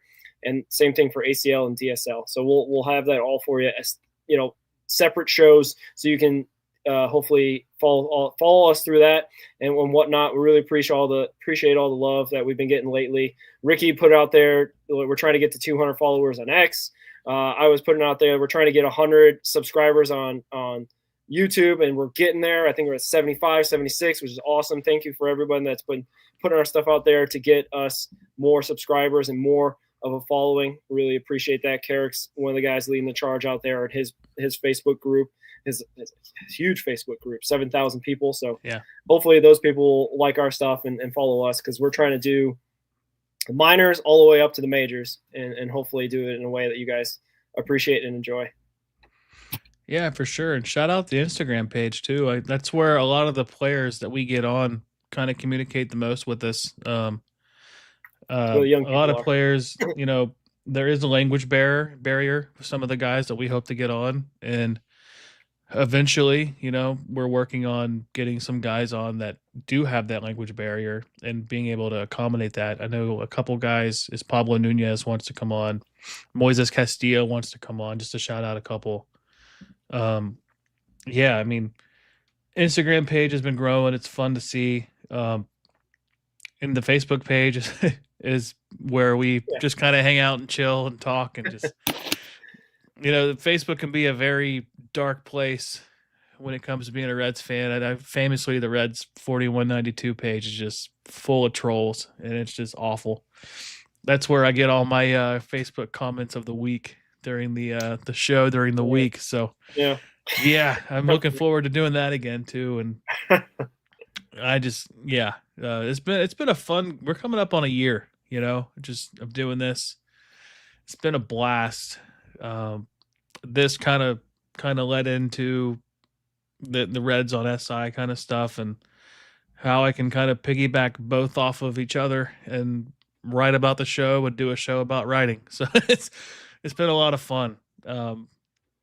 And I never envisioned having the opportunity to talk to players like the way we do, and some of the people that we've talked to, like Tom Brenneman and just Jeff Carr, Greg, just to name a couple, Justin Latta from Cleveland. Like, it's been a blast. And shout out Trevor Kunsel for being the first player we had on. Like, he was awesome. Jonathan Harmon, like he really surprised me. I didn't know what I was expecting going into that, but he is an electric human being. If you haven't seen that interview, go back and watch it, because when he talked about, when I asked him about coming back from Tommy John and having the ERA that he did, he's like, if I would have told you I would have done that, I would have kissed you on the mouth. And I had to hold myself composure, because that was hilarious, That was awesome. Like a good guy to have in the locker room. He seems like a guy that you'd want to like hang out with. And then the story he had for like when they acquired Alexander Vargas, and he's the reason for their winning streak. Like, that seems like that Dayton club, for as bad as they struggled for the most of the year, like they had a really good clubhouse.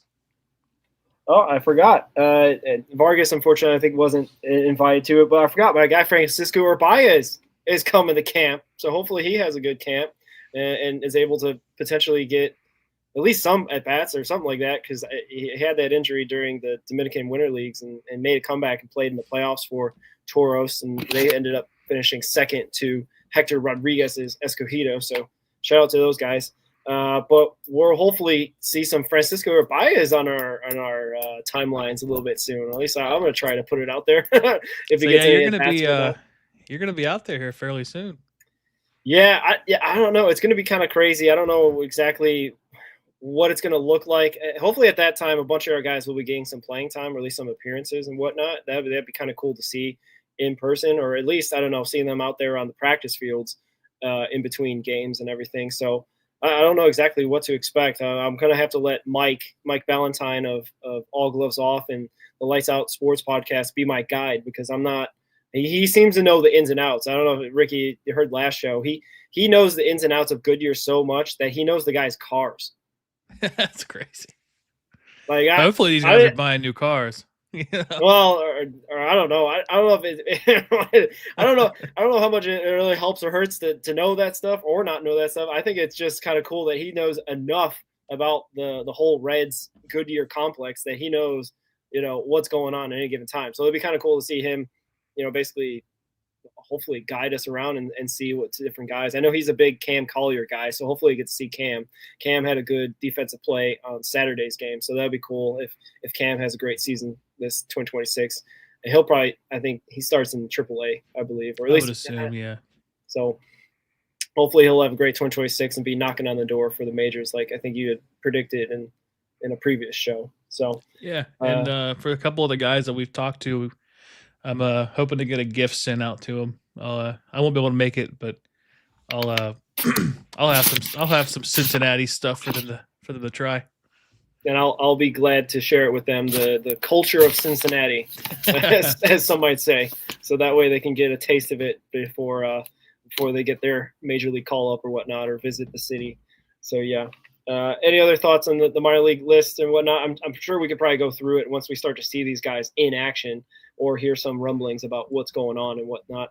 But yeah, it seems like a pretty good list aside from some guys that got left off. But yeah, I'm excited to see what these guys do in the next month or so. Yeah, I am pretty excited, and yeah, and Alexander Vargas is on that list. He's just a World Baseball Classic participant. Oh, he got like a star next to it. Yeah. He's that threw playing us for Cuba? off a little bit. Oh man, I didn't know he's playing for Cuba. Wait, I don't even think I put him on my World Baseball Classic preview. Oh, that's cool. Maybe I did. I can't remember now. I know I profiled mostly our guys that are going to probably play a lot. Like Mr. Arroyo and Mr. Eugenio Suarez. They'll be the guys that really will be getting decent playing time, I would suspect. But, yeah, I'm probably going to butcher this name, but Rajateri Merite. I think it's Merite. I want to say. But is it Rajateri? Is that how you say his name? Probably. I think it's Rajateri. That sounds. I'm sure we're World Baseball Classic. He had a really good year too for I believe the DSL. We're finally seeing some of these DSL guys get stateside, and it's awesome to see, just their work kind of paying off, I guess, because a lot of guys, they don't make it, because I remember a few years ago, more than a few years ago, probably a decade now, they had a guy who was, they've really improved on their international scouting. It's never a guarantee you're signing kids, but Norman Rodriguez was one that I remember, who was a very highly paid athlete coming out of I think Venezuela. Shout out him. He actually follows me on my personal Instagram page for some reason, but we've talked. But shout out him. Like he really just kind of never got it together. I remember he came up, he was a top prospect and just slowly kind of dwindled down, and then eventually got called up. I think he got a hit with the Reds. I don't think he ever hit a home run with the Reds. He kind of bounced around a little bit later in his career, but he never really found sustained success in Major League Baseball. But you never know what you're getting. You could have a player like that who makes, a signing bonus of like $2 million and not make it, or you can have an Ellie De La Cruz sign for $60,000 and become the face of baseball one day. You never know. Yeah. Oh yeah, it's definitely, if the Reds are investing as they say they are in the Dominicans and the lower level leagues, I think that bodes well in the future. Whether obviously all those guys are not going to make it out to the majors, but if you keep that investment and keep working at that, I think it should bode well for your organizational health to keep producing players that hopefully will get promoted and keep going and keep the minors kind of healthy. So, well, yeah, we'll see. I mean, we got the number 6 international signing, Nunez. What's his first name? Angel. Angel. Does he go by Angel? I don't know if it's Angel or Angel. They kind of get like, it depends on who the person is when it comes. Yeah. Like, right. Because technically, if you go by Ellie's first name, it'd be like A. because like 2 L's is a Y, which is funny. Yeah. Aye. Dominican, right? Dominican Angel Nunez. Yes. So yeah, so that's another guy that's going to be thrown into the DSL and hopefully grown through there and gets promoted stateside sooner than later. So we'll keep an eye out for that. But yeah, any other thoughts on the minor league guys or anything else? I put on here a topic of Tony Clark resigning. I don't know how far we want to get into that because it is kind of it affects Seems the like Reds. a dirtbag human being, to be honest. I don't know that. I guess what I put it in there is that my take is basically it actually doesn't matter. It actually might help the players in a way because I guess Tony Clark had a reputation of being a player's guy in terms of like he wanted to get certain luxuries that the players were wanting and certain things, guarantees that the owners were happy to give up for like bigger macro issues that the owners end up controlling and whatnot. So there's a lot of stuff going in there. The reason why it might be better for the players that Tony Clark is out is because Bruce Meyer, I guess, is a hard-nosed negotiator, meaning this might be a really, really ugly CBA talk, which I guess is not good for the fans, but it's good for the players in so much that this guy's going to go to the mat for the players and their demands, whatever it may be, on the macro or in the micro level. So I think it as much as Tony Clark is, a former player, he's kind of got the face of the players union and whatnot. Bruce Meyer, no one knows what he looks like, but everyone says the reputation is that he's going to fight, which again hurts the fans because it may be a longer lockout work stoppage than maybe a lot of people predicted. But I think a lot of people are kind of already hedging their bets in terms of saying, well, the MLB owners are taking out $2 billion out of their war chest to basically have just in case that there is a work stoppage to have some operational income or whatever they end up using that $2 billion for among the teams. So I think everyone's kind of preparing for a long winter, so to speak, and it's going to be rough. And like I said, it doesn't really matter to the players who's arguing for them as long as they're getting their demands filled. And I guess this Bruce Meyer is the guy to do it. Yeah. My opinion on the salary cap has kind of gone back and forth over the amount of time that we've done research. I know me and you, this show originated from an article we did together on the salary cap and the CBA.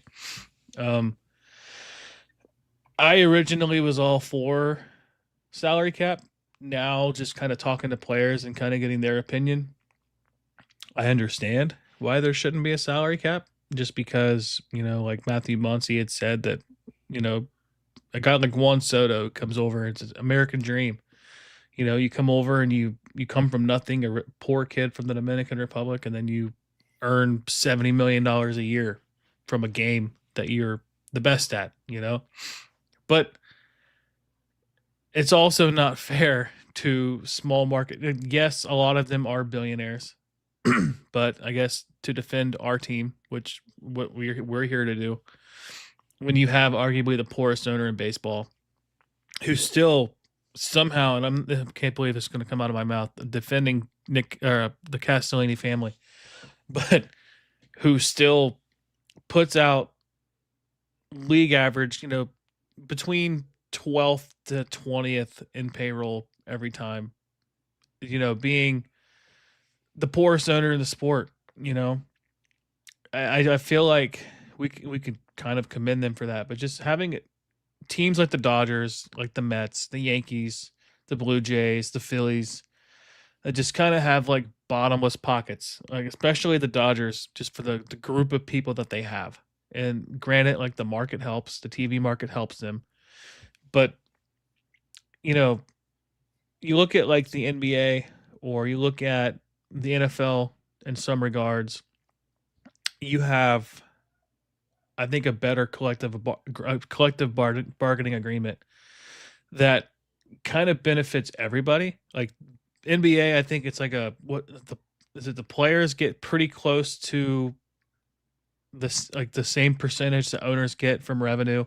Granted, smaller player pool, which helps. There's 15 guys on an NBA roster compared to, let's just say, 30 on a major league roster, between guys getting called up and sent down and injuries. But I just I just think there needs to be something that benefits everybody, whether it's a salary cap or a floor, or if it's finding a way to limit something, you know. But I feel like that ship has sailed. Like if they were going to implement a salary cap, it should have been in '94. Like that's when it should have happened, before these contracts became way outrageous. Like you remember when Mike Trout, I think we talked about it with Matthew also. Like you have, like we go from Dave Parker being the first $1 million salary per year in 1980. Let's just say 85. It was around that area. It was in the mid 80s.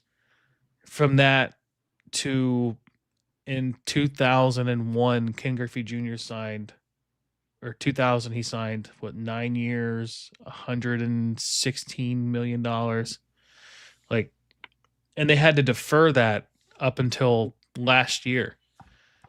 So I guess I don't know what you do, but I just feel like if you were going to implement a salary cap, it should have been done a long time ago, because now you are affecting legitimate salaries of players that have earned it, quite frankly.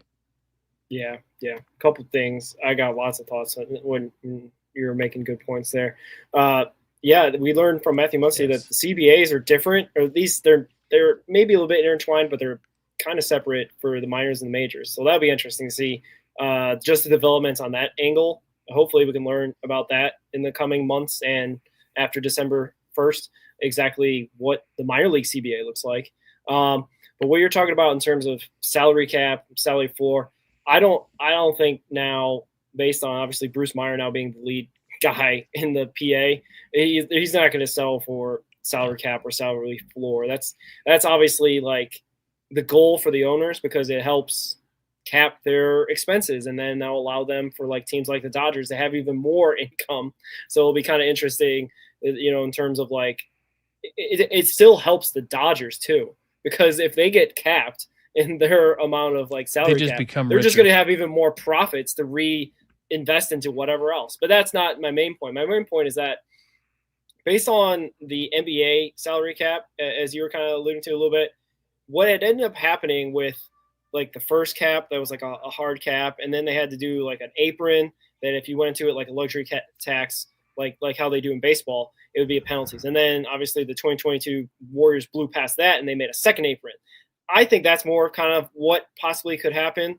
What was also another interesting consequence of the NBA salary cap is like guys like LeBron James or the top players in the NBA, they ended up making less than possibly what they're worth, right? Like they're not getting the Juan Soto, Ohtani contracts that they may or may not be worth. Obviously, not exactly the same numbers because of the different amount of games, but you know what I mean? Like that type of echelon, they're not getting those contracts. So what ended up happening is that the top earners kind of get capped, but the middle class grows. So there's a bunch of guys that never made All-Stars. A guy that is like the poster child of this is Toby Harris. I forget who he was with. He was with Philadelphia for a long time. I forget what he was with Detroit now. He's with the Pistons. But he's made like $150 million and has never made an All-Star game in his career. Think about that. Like, think about a $150 million player in Major League Baseball not making an All-Star game. I feel like we're getting pretty close to that. Like, is it? I don't know. Like, is Kyle Tucker an All-Star? I think he was last year. Okay, but like we're seeing with Bo Bichette, like I don't know if you've seen any like highlights from him. Like his defense has been atrocious so far with New York, and I don't think he's that good of a hitter. Like he's a good hitter, but I don't think he's like I don't consider him like an elite player. So like I don't know. I think eventually we get there, but like I don't know. I don't think a salary cap at a floor is the answer, but like eventually we're gonna see guys making, you know, $140 million over 5 years just be like mid. Yeah, there's a bunch of comments here I want to get to as well. Sam Morrell has some comments here. The Reds are now kind of setting themselves up for kind of a bunch of good hitters, a bunch of good pitchers that are going to hit arbitration or hit possible situations where they might get extensions. and they're going to end up having to possibly get rid of those guys. And that is kind of the life of a small market team. You know what I mean? Getting rid of guys maybe before their last year of control or before they're owed an extension or whatnot. So that would be kind of interesting. The thing that I've seen about this is like, let's get a rich owner in, but like a lot of owners run it like a business. It's not just except for maybe Steve Cohen in New York Mets, who runs it like a hobby.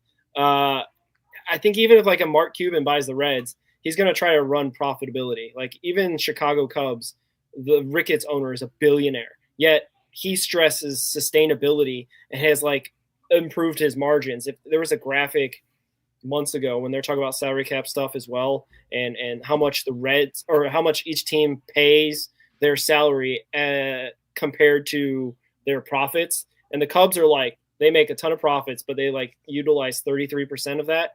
So it's like, and there is some arguments. They're like really revamping Wrigleyville and whatever, and they probably reinvested into the stadium, who's 100+ years old. So that probably is expensive as well. But I don't know if having a rich owner is necessarily going to make us. It might make us in the short term, but in the long term, he's going to possibly, if he sees a bunch of losses over year and year and year and not any winning from it, then they're going to start cutting salary. They're going to start trading guys. It's going to be the same old, because what is really hurting Major League Baseball, what is really hurting anybody that's not the NFL, is a lucrative TV contract that can mitigate all these other issues.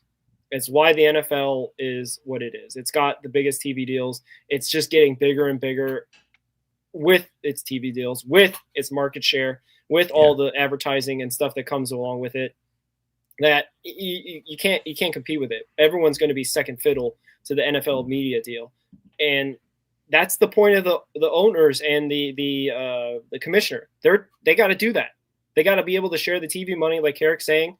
That was also something that was reported fairly recently, is that the Dodgers got a really advantageous deal with their TV sharing money. They'd only, because in 2020 or whatever it was when they sold the Dodgers to Mark Walter and Magic Johnson or whatever, the guy that ended up getting divorced, they settled that ownership sale to the Dodgers when he was in bankruptcy, the former owner, because he was getting divorced and losing all his money because he was getting divorced, and he was basically filing bankruptcy. And basically what ended up happening is that the Dodgers cut a deal with Major League Baseball that they only have like 10% of what they're supposed to be taxed on being revenue shared, as opposed to the 30 to 40% that should be taxed on. So they're saving like $60 million per year, every single year, that should be taxed and revenue shared with the rest of Major League Baseball. So that's just another thing that could be discussed. I don't know if that's something that will be down the road. Actually, remember there's like a 2028, 2029 year where they're going to consolidate all of MLB media. I think that's when that media right deal with Spectrum or whatever it was got cut in 2020. So yeah, there's a lot of other issues. I don't know. Cuban's not going to save us. He'll spend his money for like 2 or 3 years, but if he's not turning a profit or winning, it'll be back to the same old.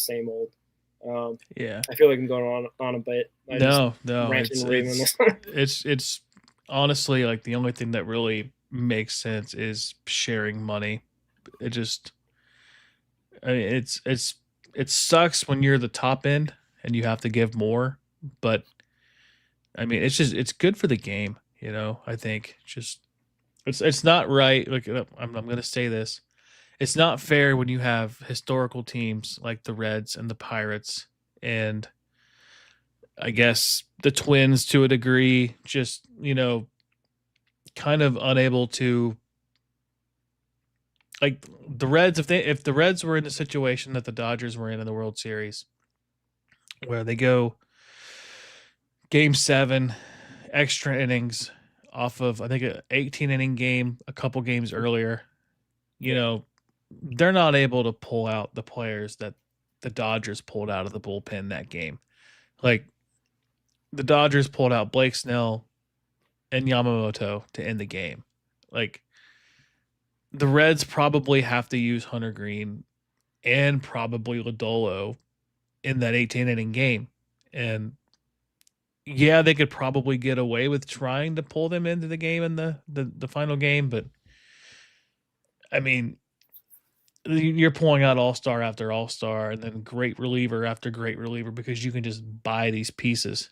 When the Reds are relying on, Zach Maxwell being a top 25 prospect, hopefully getting command, Connor Phillips being a former highly ranked prospect who was a player to be named later in the trade that sent Suarez and Winker to Seattle.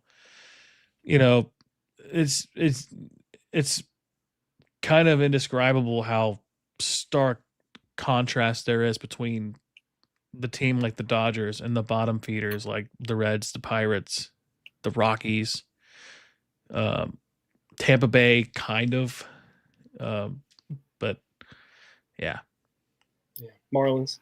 Marlins. Not a Marlins show, but yeah, Somehow always is.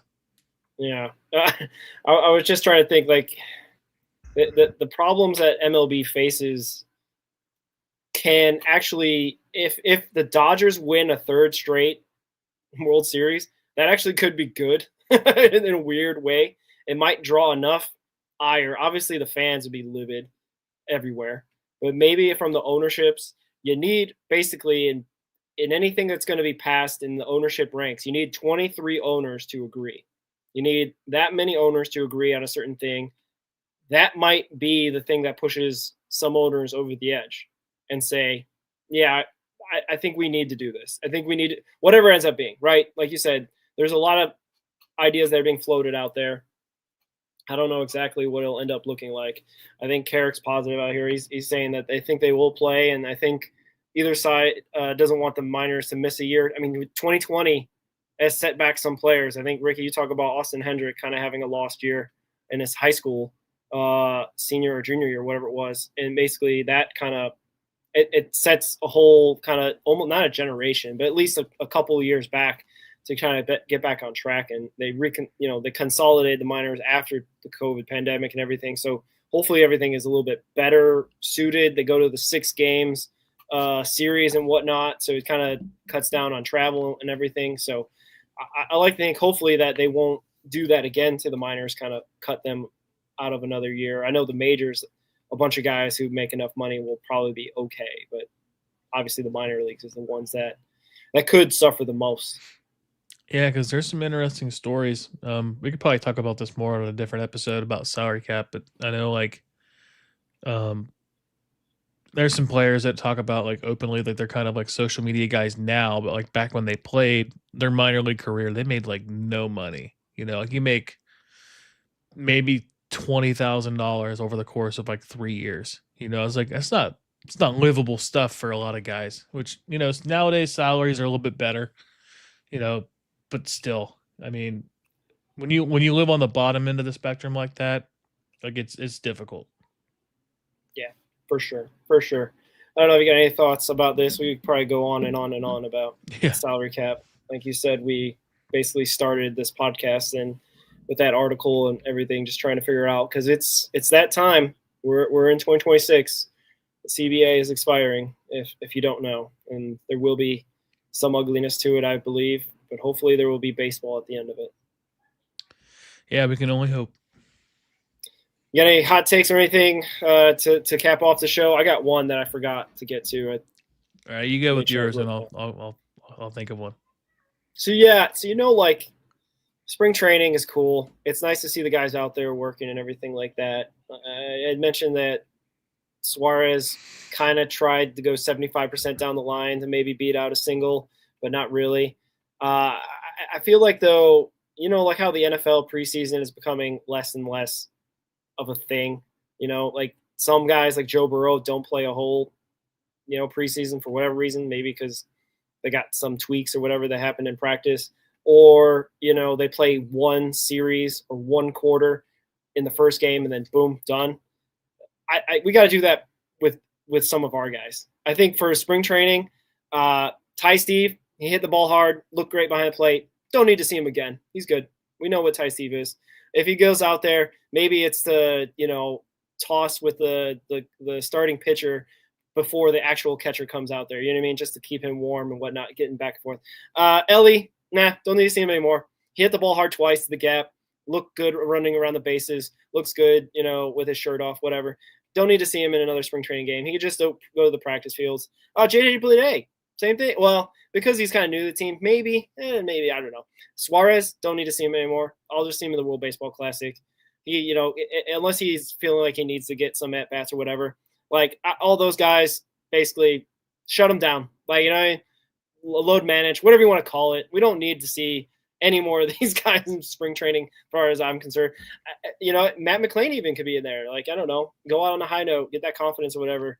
Just go out there and do it.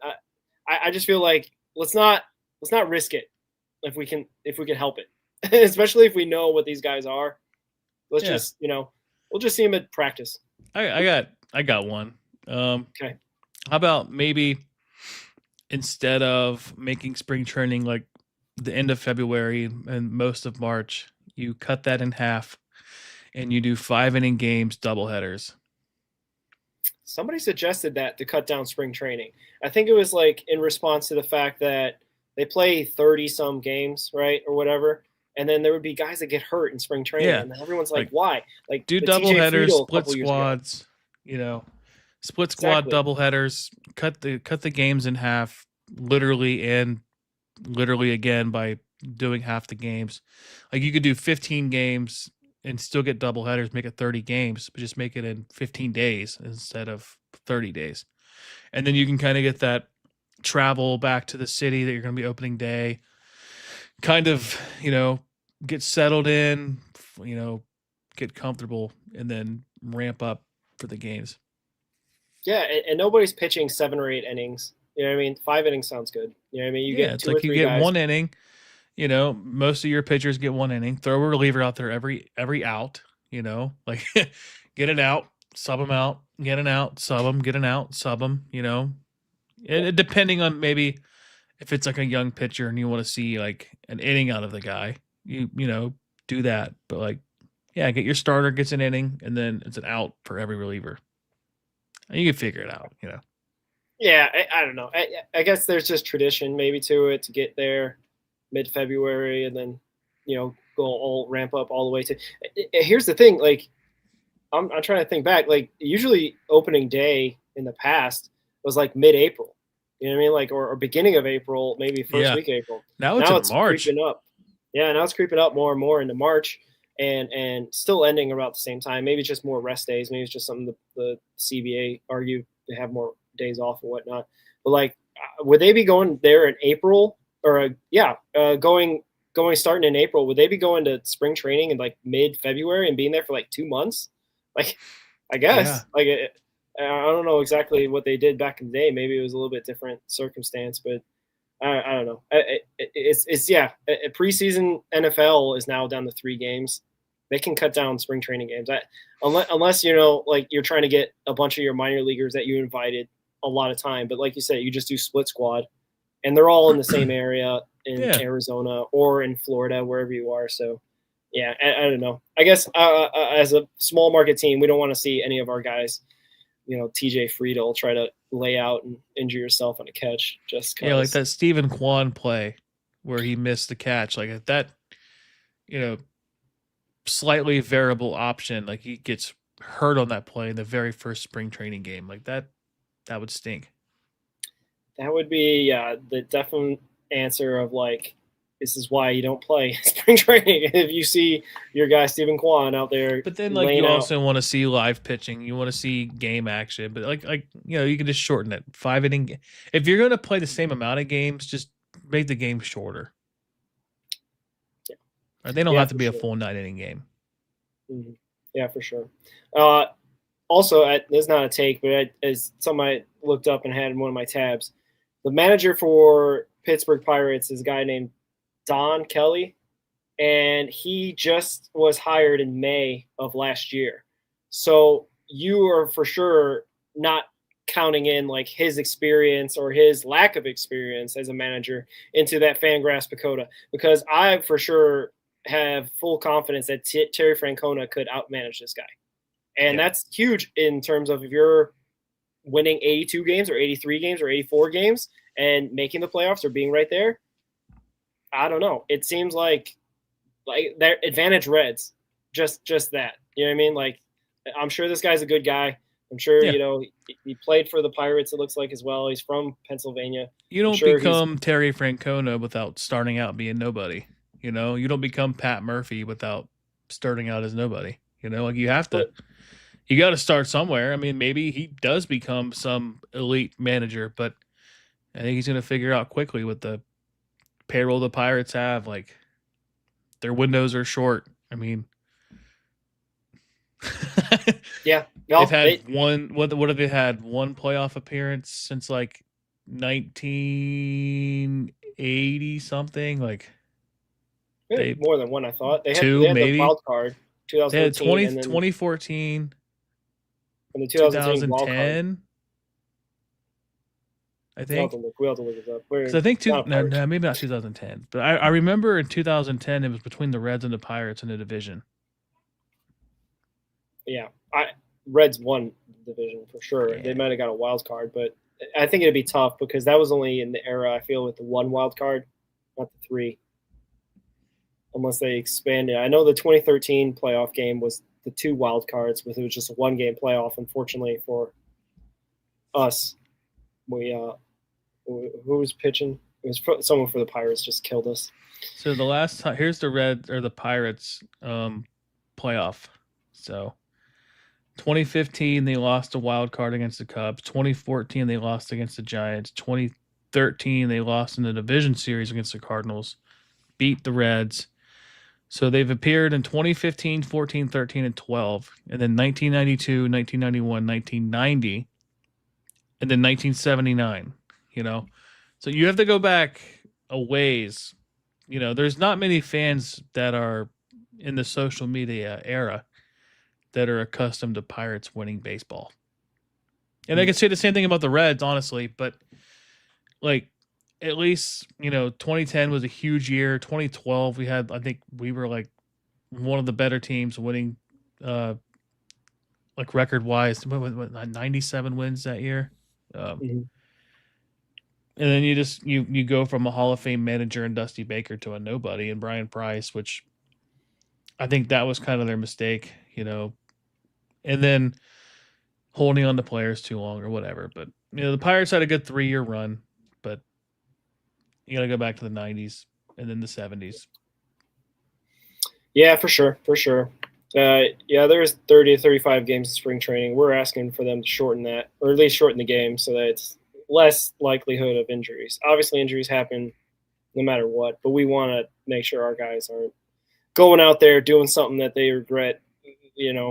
Like I referenced, TJ Friedel got hurt in spring training a couple seasons ago and was injury prone throughout. That was the 24 season, right? So like that was rough, but we don't want any of that kind of stuff going like that. Carrick, I would say 1975 was a pretty good year. I got upset. I was almost going to say something inappropriate on X because there was MLB, I forget who, was listing the top 10 or top 9 all-time regular season teams, and they had the 75 Reds at like number 4. I'm like, and then they picked the 1961 Yankees as the top team. I'm like, okay. And I'm like, the 1975 Reds had like 9 All-Stars in like every single position. So like, what are we talking about? That team has 8 Hall of Famers. So like, a catcher, starting pitcher. I don't even know where they put P. Rose at third, maybe. Davey Concepcion does not get enough credit nationally for how good of a player he was. Yeah, it's. I don't. They should have been at least top 3, 4. I guess got me upset, but I think he was 1 year, or maybe 2 years away from being a part of the bigger machine and the 1990 team. I think he retired in 88 or 89. Okay. Yeah. I was just like, I don't know. I guess maybe it's just bias. I think I might have got the list here. The number 1 team was the 61 Yankees, and they won 109 games. It's like, I don't know. That must be like a DiMaggio team or something. Where's the rest? Number 2, 1970 Orioles, which ironically was the team that the Reds traded Frank Robinson to. And he had a monster MVP season after they traded him. So shout out to the Reds for trading Frank Robinson, I guess. 1927 Yankees. I don't know. That's pre-integration. I guess it's cool that they were good in 1927, but that's like anyway. I can't believe that the 2001 Mariners were number 6.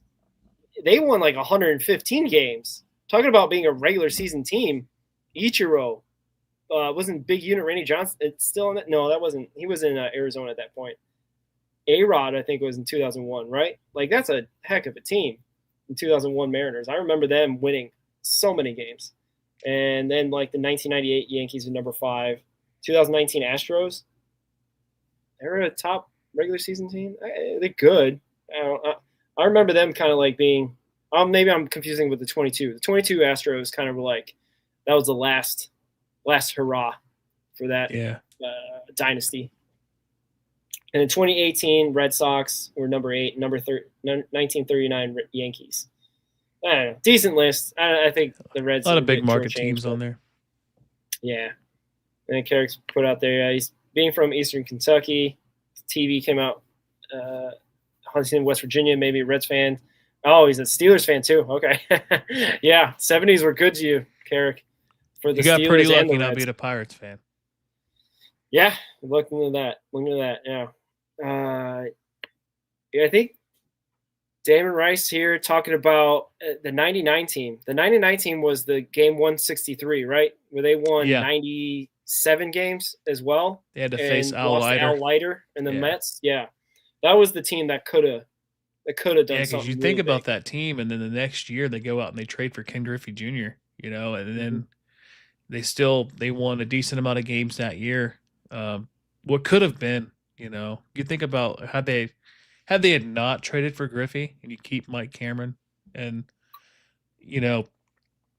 maybe those players develop that you traded and they become good pieces, but like you got a chance to trade for a generational player like Ken Griffey Jr., who's, from the city. He's got family ties. His dad won a World Series with the team. Like, it's pretty awesome. But, he unfortunately injuries just ruined everything.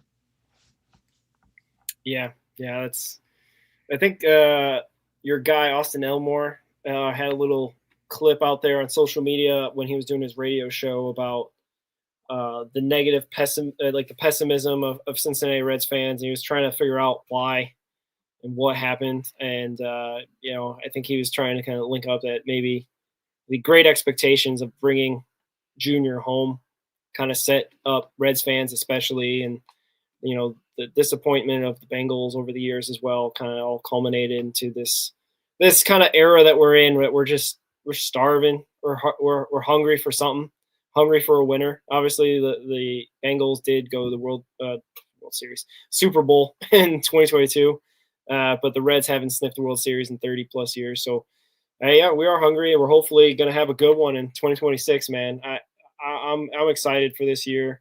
Really excited just to kind of break it all down and see what's going on with the minors and the majors at the same time, and hopefully we'll be able to share that journey with you guys and have a good time along the way. We're excited. We're pretty hyped coming into this year. A lot of moves were made that make us happy. We get Suarez back. We get a revamped bullpen. I think the bullpen pieces that we brought in are going to be really good.